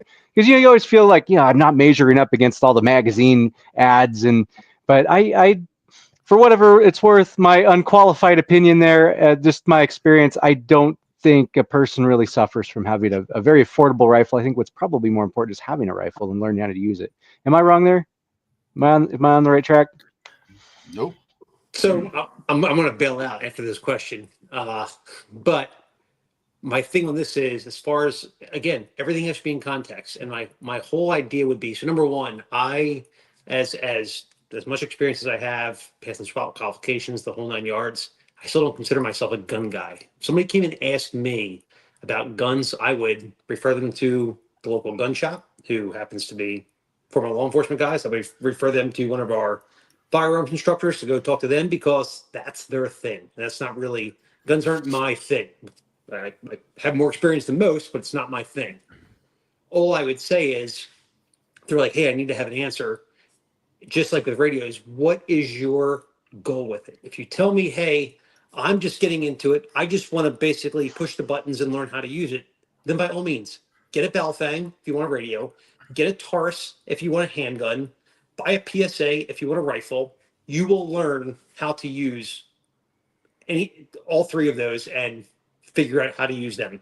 If you tell me, hey, I'm getting this for home defense, preparedness, for an emergency communications tool, well, then there are some minimum standards that should be met. So if we're talking radios, I harp on it all the time. What's the IP rating on it? We know Balfangs don't have one. Get one that has an IP rating, because you're going to be used in some sort of, unfavorable conditions, most likely. If you're going to get a pistol, get a Glock. It will always shoot. Like Phil said, I think, hey, if you pull the trigger, you want it to go bang, that's what a Glock will do. If you want to get a rifle, PSA, the fact that the word maybe was used 30 times in this conversation, I would be like, listen, a Smith & Wesson M&P, a $500 rifle, but it's a Smith & Wesson that has a proven track record, I'd go more that route. But again, don't ask me, talk to a dude who works in a gun store. And that's kind of my, take on all this is what are you getting it for? If you're living in the city, I lived in New York City. My goodness, would a rifle do me any good? Probably not. But as far as home defense went, I had a shotgun because I wanted to learn how to use a shotgun and use it to defend my home. So you just need a pair of revolvers in New York so you can do New York reload. Yeah, well, but to the point, it's like, oh, well, if I wanted to learn how to use a shotgun and just go to the range and learn the mechanics of it, well, then I'll buy a Savage. Right. But if I want this thing to keep under my bed and possibly use for home defense, well, that's not going to fly. I want to need something much better. I want to go with a Mossberg, right, or something that has a lineage behind it. So let me follow everybody else and let all the remaining air out of this balloon by saying 99% of the people that are complaining about PSAs will never shoot any AR of any kind, of any make, enough for it to matter. Most people that complain about how your gun is too cheap or the wrong one or not accurate, blah, blah, blah, blah, blah, will never shoot theirs enough for it to matter. And if you can safely handle the firearm, not into your freaking foot or your thigh, put rounds on target at a range of about 5 yards, you are already heads and shoulders above the average person when it comes to the ability to handle the firearm and protect yourself. So, like, I say none of that to say you shouldn't train for that 25-yard pistol shot, or you shouldn't have an AR, or you shouldn't do anything else, only to put everything in context. The cheapest gun on the shelf that reliably goes bang when it's supposed to and doesn't go bang when it's not supposed to. I'm not throwing shade at any particular make of firearm, but you know, it's a thing. But anyway, but as long as it meets those qualifications and you train with it and you're reliable with it and you are competent, you're already in the game. You're already doing fine. Like, don't let anyone put it in your head that you have to go trade out for like a $2,000 handgun or a $4,000 freaking AR build, or you're not even trying, because it's just stupidity. It goes back to the same thing we talked about with radios and the same thing we talked about with med stuff. If you have a bucket of tourniquets and no band-aids, you're a rube. If you have a man-pack radio that can communicate with Mars, but you don't know how to program a handheld, you're a rube. Like, let's just put everything in context and realize that the average person would be well served by a 9mm double stack handgun and 200 rounds of ammunition, 150 of it to go get some practice, and 50 in a worst case emergency. Don't stop at 50 rounds and a 9mm. Like, don't stop there. I'm just saying, like, if that's your entry level, that's entry level. That gets you in the game. Fair enough. You can have any handgun you want as long as it's a Glock. Taylor, did you need to duck out before we move on? I do. So okay. thank you guys for having me. I'll see you guys next time. Thanks for joining us. We appreciate you. Hopefully, good night. Come back. So, John, I am forced to say that I do not and never have owned a Glock. I'm a CZ guy. I'll make an exception. Yeah, I've played with enough CZs to be okay with that. I daily carry a CZ compact, and the bedside gun, the big gun, is a PO9. Yeah. But yes, I still get phenomenal amounts of crap from all my friends. Like, how do you not have a Glock? And I'm like, I've got lots of stuff you don't have. Like, why are we having a conversation? There's nothing wrong with a CZ. My only ad is there to folks is just make sure you got plenty of spare parts and magazines for them, just because it won't be as easy to get down the road. But $35 magazines hurt. I mean, other than that, dude, I recently got to handle one of the new Shadows. It was a Shadow Elite, I think. One of the new Shadow 2s that's optics ready. I think so. All I know is the thing was freaking put together like a Swiss watch. It was freaking nice. Now, it had the price tag on it to go with it, but yeah, but it was nice. It was nice. I'll give you a pass on the CZs. There ain't nothing wrong with those. They're more than capable. Yeah, but at the same time, like my daily carry CZ, it's dinged, it's scratched, I treat the damn thing like a biker broad. It's been shot, God knows how much. I've put who knows how many rounds through the barrel.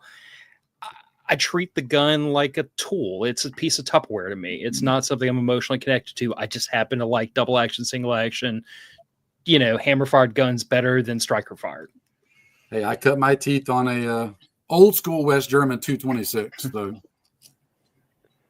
I can't quite shake this really uncomfortable need to buy that Holstein cow patterned Glock pistol from PSA. Have y'all seen that one? I'm just a hair's breadth away from pulling the pink udder colored trigger on that purchase. Do it. You know what? I need it, and I don't know why, and I'm afraid. Do it, dude. Don't shy away. I'm scared of my own feelings. I am here to encourage bad decision making. Yes. I'm an enabler. I'm a full enabler. So do it. Well, why does that thing exist? I have no idea. Someone is going to want it, Exactly. Somebody will buy it. Yeah, someone will buy it. Let's jump into our next topic. So we are coming up on the end. I know we're at almost 2 hours, but thanks everyone for hanging with us so far. But our next topic is basically the ongoing attacks on ICE officers. So we'll cover a little bit of current events here. But basically, for some context, on July 5th, an officer was shot in the neck and is receiving treatment after responding to an attack on immigration and custom enforcement detention facility officers in Prairieland, Texas.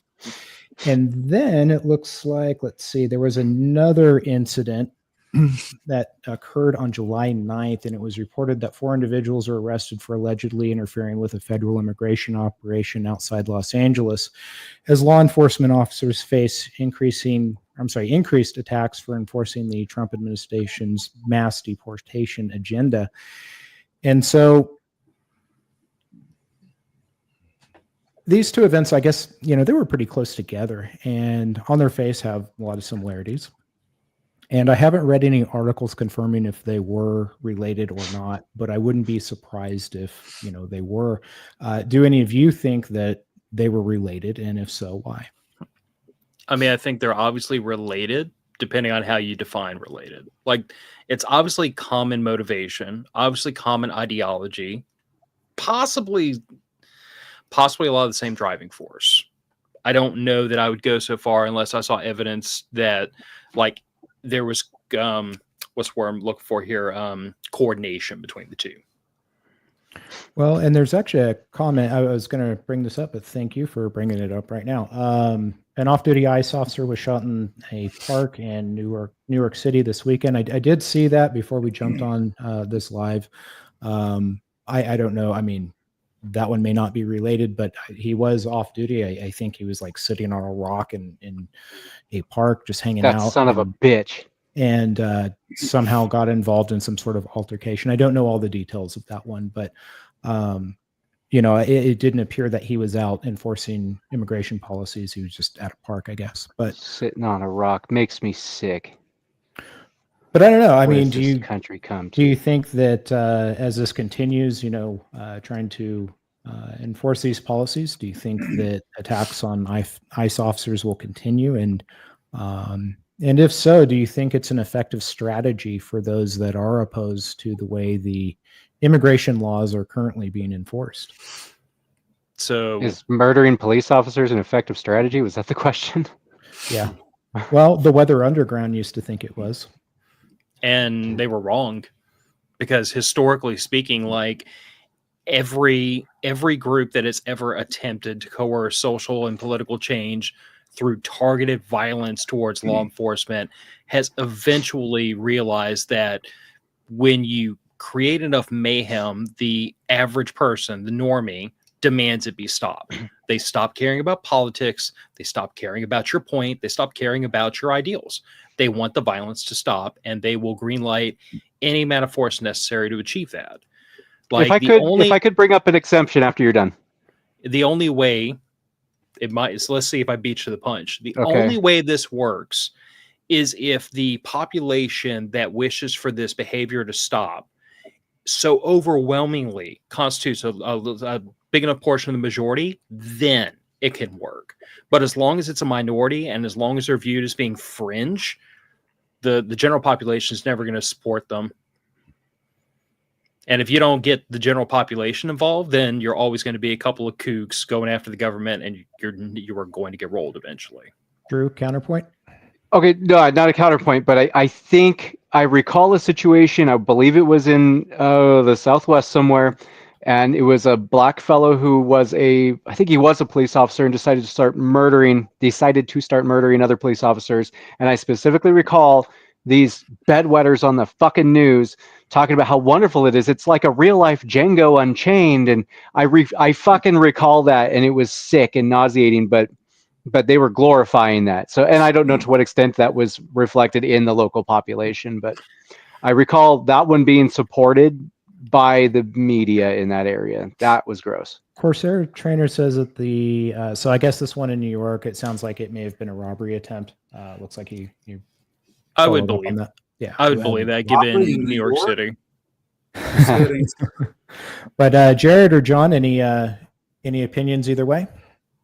Yeah, to your point, is is this an effective strategy? As they're currently conducting it, no. Could it be an effective strategy? Yes. They would just have to go about it differently, and I'm not going to say how they have to go about it differently because they're going to figure that out. They're going to do it on their own. I'm not going to be the one to tell them how to do it. It's a dangerous road, exactly for what Phil said.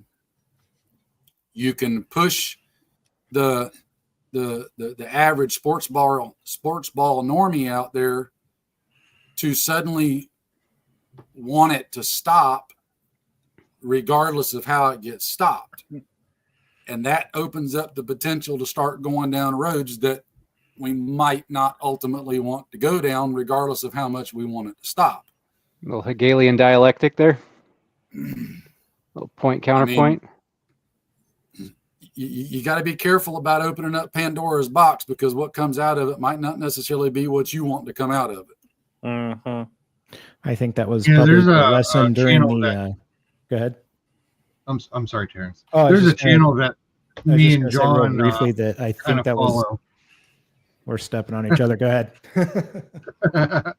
There's a channel that me and John kind of follow, and I didn't realize it at first, but is it the Terminal Element? Yeah, that guy. Absolutely. That guy. I don't know about him. If it's who I'm thinking, Jared, don't mention his name because I'm not going to give him any free press. No, I'm not going to mention his name at all. But you start to go into his comment section, you really see what he's really about. And he's starting to gain. He started off, I think, in the past year, and I think he doesn't have that many videos up, but he has like 10,000, it might be even more now, I don't remember, subscribers. So it's definitely being fed from somewhere. But it's a means that all these anti-Semitics are they're starting to get more and more organized. And that is going to be a huge problem coming into the future, because now we have, it's not like it was 20 years ago or 10 years ago. We have all the social media now, and it's so easy for these people to connect on the bad levels like this. But it's also easier for people like us to connect and make good and do good out there in the world too. Yeah, I think it's going to get interesting in the next, as we kind of march through the second Trump era, and that certainly gives a lot of people a reason or excuse, however you want to look at it, depending on what side of the aisle you're on, I guess, but an excuse to, push back against, whatever they think the status quo is. And that kind of takes us into I believe this is going to be our last topic, and then we'll start wrapping things up. But this one's a sensitive subject as well. And so on June 29th, I'm sure all of you saw the news, 2 firefighters were fatally shot in Coeur d'Alene, Idaho. The gunman fired from a position that was near a popular hiking trail, and it's believed that he had ignited a brush fire to draw in first responders so he could ambush them. And so if attacks on firefighters, paramedics, and EMTs become more common, do you think first responders will have to reevaluate how they handled the safety of their crews when they arrive on the scene of an emergency? I don't know what the current protocol is now because I'm not a first responder, but I imagine that, there's probably something in place, where you guys are probably watching your asses, and is that subject to change now? Is it subject to change? The only changes I've seen so far is I've seen a few more guys deciding to wear armor, and even more people talking about wanting to wear armor. And I'm guessing a small fraction of those people will actually follow through with any sort of purchase, because it is quite pricey, and there is a social stigma against it still, which I can't wrap my brain around why anyone would make one of their brothers feel like they're doing something wrong for taking a purely defensive action. Now, in terms of responding to a wildfire, there's no way you can wear armor when you're working that hard in the heat, and you've already got Nomex and shit on. So I'm conflating a couple things here. I'm talking about just the general changes that I'm seeing, security-minded changes I'm seeing in the local emergency services since then. But what can you really do to guard against something like that? I mean, you can be as situationally aware as you possibly can, but if you don't have information that you're going into a hostile situation, gosh, I wish Taylor was still here. I mean, this could be the grocery store. This could be an office building. This could be your kid's school that some crazy psychopath has decided to murder somebody at, and they might get a few people off before you can take them out. And you can't necessarily send, well, I mean, unless we were to massively expand the police force and massively expand funding of that. Well, here's one solution. I'd love to talk more about that. Firefighters should be able to be armed if they wish to be. What do you guys think about that? Real quick, let me finish this thought though. Without Sure. massively expanding the police force, the sheriff's office, you can't just stage for every single call, right? And so that's what we do right now. If something kind of smells fishy off the dispatch notes, domestic violence situation or a drug overdose, these are typically associated with increased instability, and so we might just send the cops in first, and they'll say, yeah, looks good, come on in. You can't just do that with every single call. There's not enough resources for that, and we cause unnecessary delays in many cases by staging unnecessarily. Now, as far as the firearms, hell yeah. I don't know how many of them would want to do that while they're doing actual like fire suppression activities, because retention is kind of an issue there. Right. But in Idaho, we have very specific laws protecting people who want to carry, and so any sort of government entity that isn't the state legislature cannot restrict carry or regulate firearms in any way more strictly than the state legislature. Would you personally want to carry one? This is a very sensitive discussion that I can't give you a whole lot of personal details about. But what I can tell you is that there are laws protecting people from no guns allowed signs or no guns allowed policies by either government entities or nonprofits. So if anybody is even living in Idaho here and wants to research that further, the first one, get your pen and paper out. Statute 18-3302J. I'll say it again, 18-3302J. That one is the State Firearms Preemption Act. And so that says that no other government entity other than the state legislature can regulate firearms. So if you work for a city or a county and they say no guns allowed, they're not allowed to do that. Now the next one, it's another statute, 30-501. So 30-501, that binds all corporations incorporating within the state of Idaho as to the state constitution. They must adhere to the state constitution. So look up 30-501. Then we look up the state constitution. It says you have a right to keep and bear arms, which may not be abridged. So those rights don't disappear depending on who writes your paycheck or who your employer is. Those rights are rights. So I just would encourage anyone interested in carrying a weapon to become aware of the laws and to meet with your attorney and come up with a plan. Well, we'll go around the rest of the room here. I guess John, Phil, and then Jared. What do you guys think about this? Well, piggybacking on what Drew said, typically if you've got a call involving some kind of violence, at least down here, typically law enforcement always secures the scene before EMS and fire rescue ever goes in. The problem that comes up, such as in this case with the firefighters were responding to wildfire. So there wasn't really any reason for law enforcement to even be on the scene at first, other than maybe, traffic control or something, depending on what kind of traffic was in the area. If you start making every single call that EMS goes on, they have to wait until law enforcement can secure the scene first. Like Drew said, now you're starting to implement a whole lot of delays. And when you start talking about things like fires, time is of the essence at that point. The quicker they can get on it and get it under control, the better chance they've got of controlling it. If they got to wait 30 minutes for police to secure the scene, fire tends to move pretty quick. That's starting to get into kind of a weird realm of like, okay, we can't possibly plan for every single scenario like that. You know, I don't see how you could. Like I said, you don't have the resources to do it, much less, again, just the delay thing. So I don't know what the answer there is.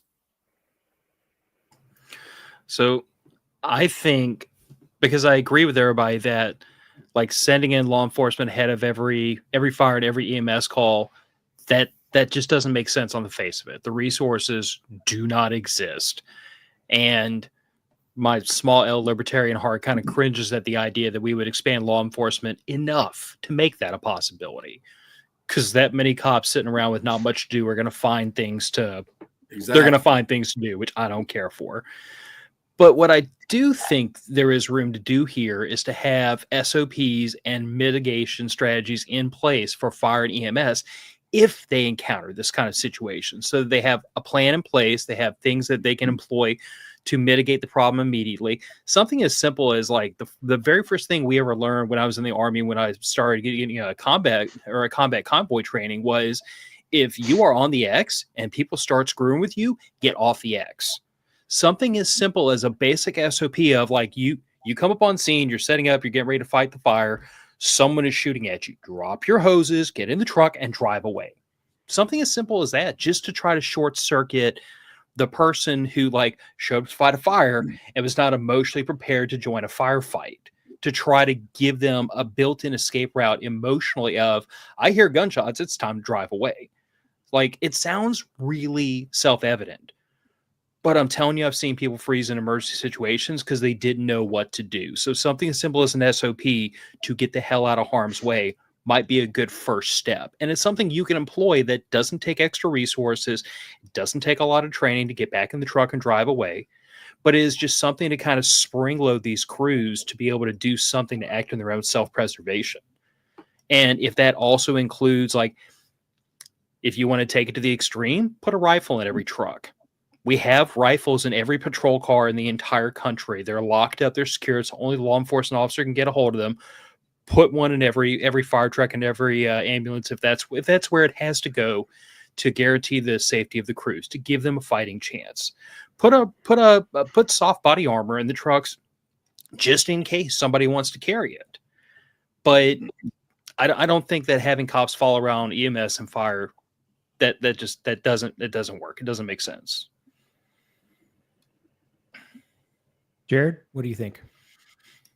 I think everybody wants to live in this benign world where everybody's happy and the sky's full of rainbows and puffy clouds.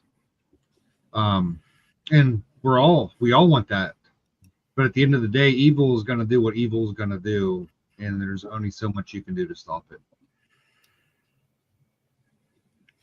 Here's a crazy concept. Armed citizenry steps up and helps.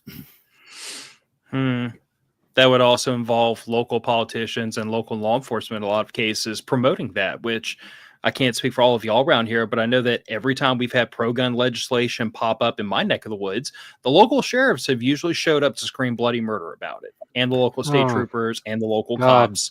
Bless them. Yeah. Well, we can't even get people to agree on security in schools. I mean, look, just me thinking out loud here, but me being a GWAD vet, I'm a little bit chubby, very broken, a lot of back pain, a lot of knee pain, but I would happily volunteer one day a week to go sit at a local elementary school with a handgun under my shirt, just in case somebody tried to hurt kids. And there are a freaking ton of veterans of all ages around the country who I'm sure would be happy to do the same, given the opportunity. So the fact of the matter is, we protect our banks, our money, and our politicians with freaking guns. I would like to be able to protect my 13-year-old kid with guns too at school. It's a wild idea. You're just talking crazy now. You know what? I do that sometimes, John. I have this little thing called common sense, and it means that if it works here, it might work over here too. We should try it just once. I think the volunteer thing is a good idea, but I don't think it's sustainable. People will get bored with it after a few months, a year, whatever. And what I was Especially referring if to there's was, training involved.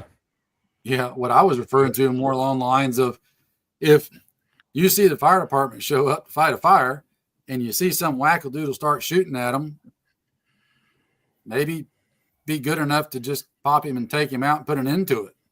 Well, that did happen. Gosh, weren't we talking about that previously? Where what was it, a year or two ago, maybe longer? I all the days but and months at put together. that point, but that evil's guy already at done what it's going to do, though.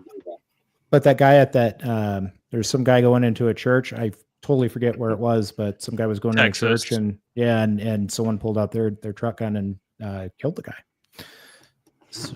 But then you've got situations like what happened in New York City, where somebody was violent on the subway and a concerned citizen took him into custody, and he got the full weight of local law dropped on his head.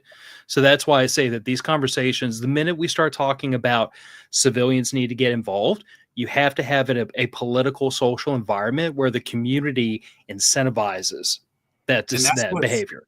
That's what's so crazy to me, because like the exact case that you talk about, like in the vast majority of Florida, I mean, I don't know if you've looked, but we got some pretty cool sheriffs down this way. Outside of Miami. Well, there is one comment in support of that. Florida sheriffs. Enough said. So, I mean, that kind of thing happening here, like, probably wouldn't even make the news. Like, it would be a non-starter, whereas in New York, it was a big, huge thing. Right. And that kind of difference in areas just blows my mind. Of like, I know me personally, I couldn't live in an area like that. Whether I was even, doing anything, that come up on the news, I'll be like, nope, I'm out of here. I got to go, because that's just, I don't know.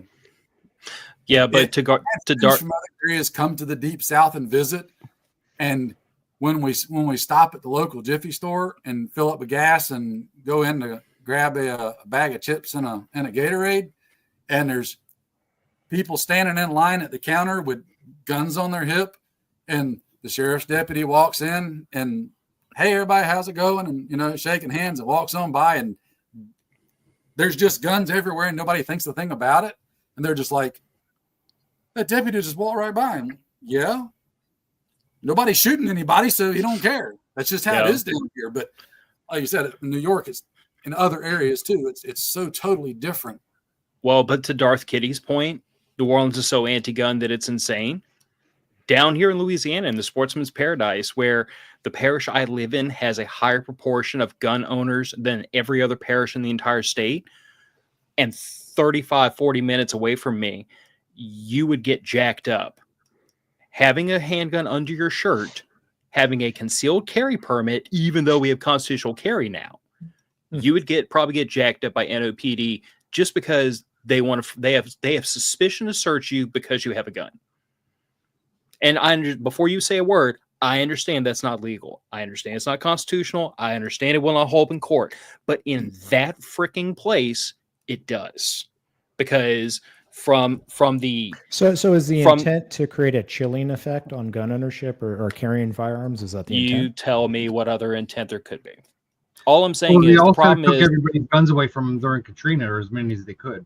Yeah, they took as many as they could, but they didn't get them all apparently. But and even that, for years after Hurricane Katrina, because I was in Louisiana National Guard at the time, I heard lots of allegations about Louisiana National Guard was involved in that.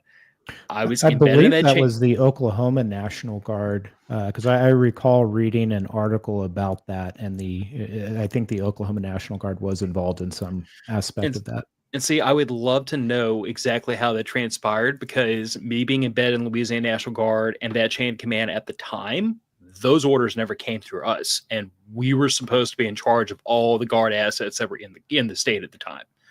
So it makes me wonder, was that a local commander? Was it NOPD whisper in somebody's ear? I don't know. All I know is like the New Orleans Police Department was very vocal about wanting to disarm everybody. The state of Louisiana and the Louisiana National Guard was not. And I can tell you honestly that, like, me having been a young, dumb specialist at the time, I don't know that I would have reacted well to that order. But at the end of the day, like, the problem with New Orleans is that from the courts to the police to the citizenry that are demanding these types of policies, no one is going to draw a handgun to act on behalf of a law enforcement officer, EMS, or fire, because they have an equal chance of getting the hammer dropped on them as they do getting a pat on the back. There's no incentive structure for a citizen even to get involved in like trying to stop a violent altercation with two other citizens. There is no incentive. It is 100% risk and no reward. So if it's to save the life of another, they would still come after you. Possibly. I mean, we've seen that around the country. It's happened. So the problem USCCA has a whole page of testimonials of things like that, where like it was just every reasonable, rational, good human being would have taken that action, and they get prosecuted anyway, maliciously prosecuted. Yeah, Phil's right. Phil's absolutely right. Yeah, and again, I'm not debating what the law says. I'm not debating what the statutes say. I'm not debating any of that. I understand. I'm just saying that from the position of the average person, it is 100% risk and very little reward. And as long as culturally we continue, not we, the five of us, but we, this country, culturally allow that to be the talking point, you're never going to get the average person to get involved on anybody else's behalf, much less somebody in uniform. It's just, it is not in the cards. It's not going to happen outside of like really, isolated pockets where it's like small town, everybody knows everybody, and the sheriff's not going to put charges on you. Right. Yeah, definitely. Definitely be aware of your political surroundings is certainly a good message to take home. That is the end of our topics, and we did go over about 2 hours, but we had a lot to cover. So I think we'll probably wrap it up here because I know you guys are probably getting tired, but I do appreciate all of you and jumping on and providing your opinions. Certainly, I know Taylor had to duck out early, but certainly appreciate him and Rant Strategies. And John, thank you for taking time out of your day to do a live stream with us. We really appreciate you. Also, Phil, Matter of Facts podcast, for coming back. Jared and Drew, you guys are okay, I guess, but you're no longer regular Drew. You get to be handsome Drew because we have two Drews. Yeah. Well, so let it go to my head there. Nah, we won't. This was awesome, guys. It was great talking to you all. Great meeting you, John. You too. Is there anything that John you'd wrap up with, and then we'll good seeing you again, Phil. No, likewise, man. I appreciate you having me on. I'm not nowhere near important enough to get invited to things like this, but I'm glad to be here. Phil, any last words? Are you good? I mean, that got dark all of a sudden. No, man. I love getting a chance to sit down and talk to y'all. I promise I will remember to invite my co-host along to the mayhem next time. But I appreciate y'all having me back, man. It's always a blast. Yeah. How's Cypress Survival going? Yeah. Cypress Survivalist. We did our first Get Ready event March. We did our first quarterly event, which we're calling Lunch and Learns. It's like a single topic, like a 2-hour class, and get together for like literally lunch, which we were going to do at a local state park, but between some unforeseen problems and just it was god awful hot that day, we actually wound up inviting everybody over to like me and my wife's house, which was fun. I had a living room full of people, and we just talked about, in this case, food prep was the topic they requested. But Cypress Survivalist is going well, man. It was an attempt to take a lot of the things we do on the internet, where we try to get people bought into preparedness lifestyle, and we apply that to like in-person events in the local area, because there's people around here that need to know each other for activities. It's awesome. Jared? Nothing really. Just check out everybody's channels. Everyone here has good channels except for mine. Mine's shit. Yeah, you always say that, but that's not true. I just don't ever have time to make content, and then I definitely never have time to edit content. So, well, dude, make a video about putting your sights on backwards, and we'll all give you shit for it. I can do that. I'm here for that. We'll do like an hour-long episode just about that. But right. Well, with that, me and John were talking. We're going to do a live stream early in the morning before we both had our coffee, and we're going to just hate on everybody You should. I think that Tell would, everyone to get off our lawn and get out of my swamp. And that would be a big draw, I think, especially before coffee. But anyway, we'll wrap it up. If you guys don't mind sticking around for a moment so we can make sure we get everyone's audio and video. And then everyone in the comment section, appreciate you guys. Thanks for the turnout and showing up and participating. And I guess we'll all catch you next time. So I'm going to... Don't go to Terminal Element on YouTube. It's worse than literally Elon Musk. All right. Well, with that, thank you, everyone.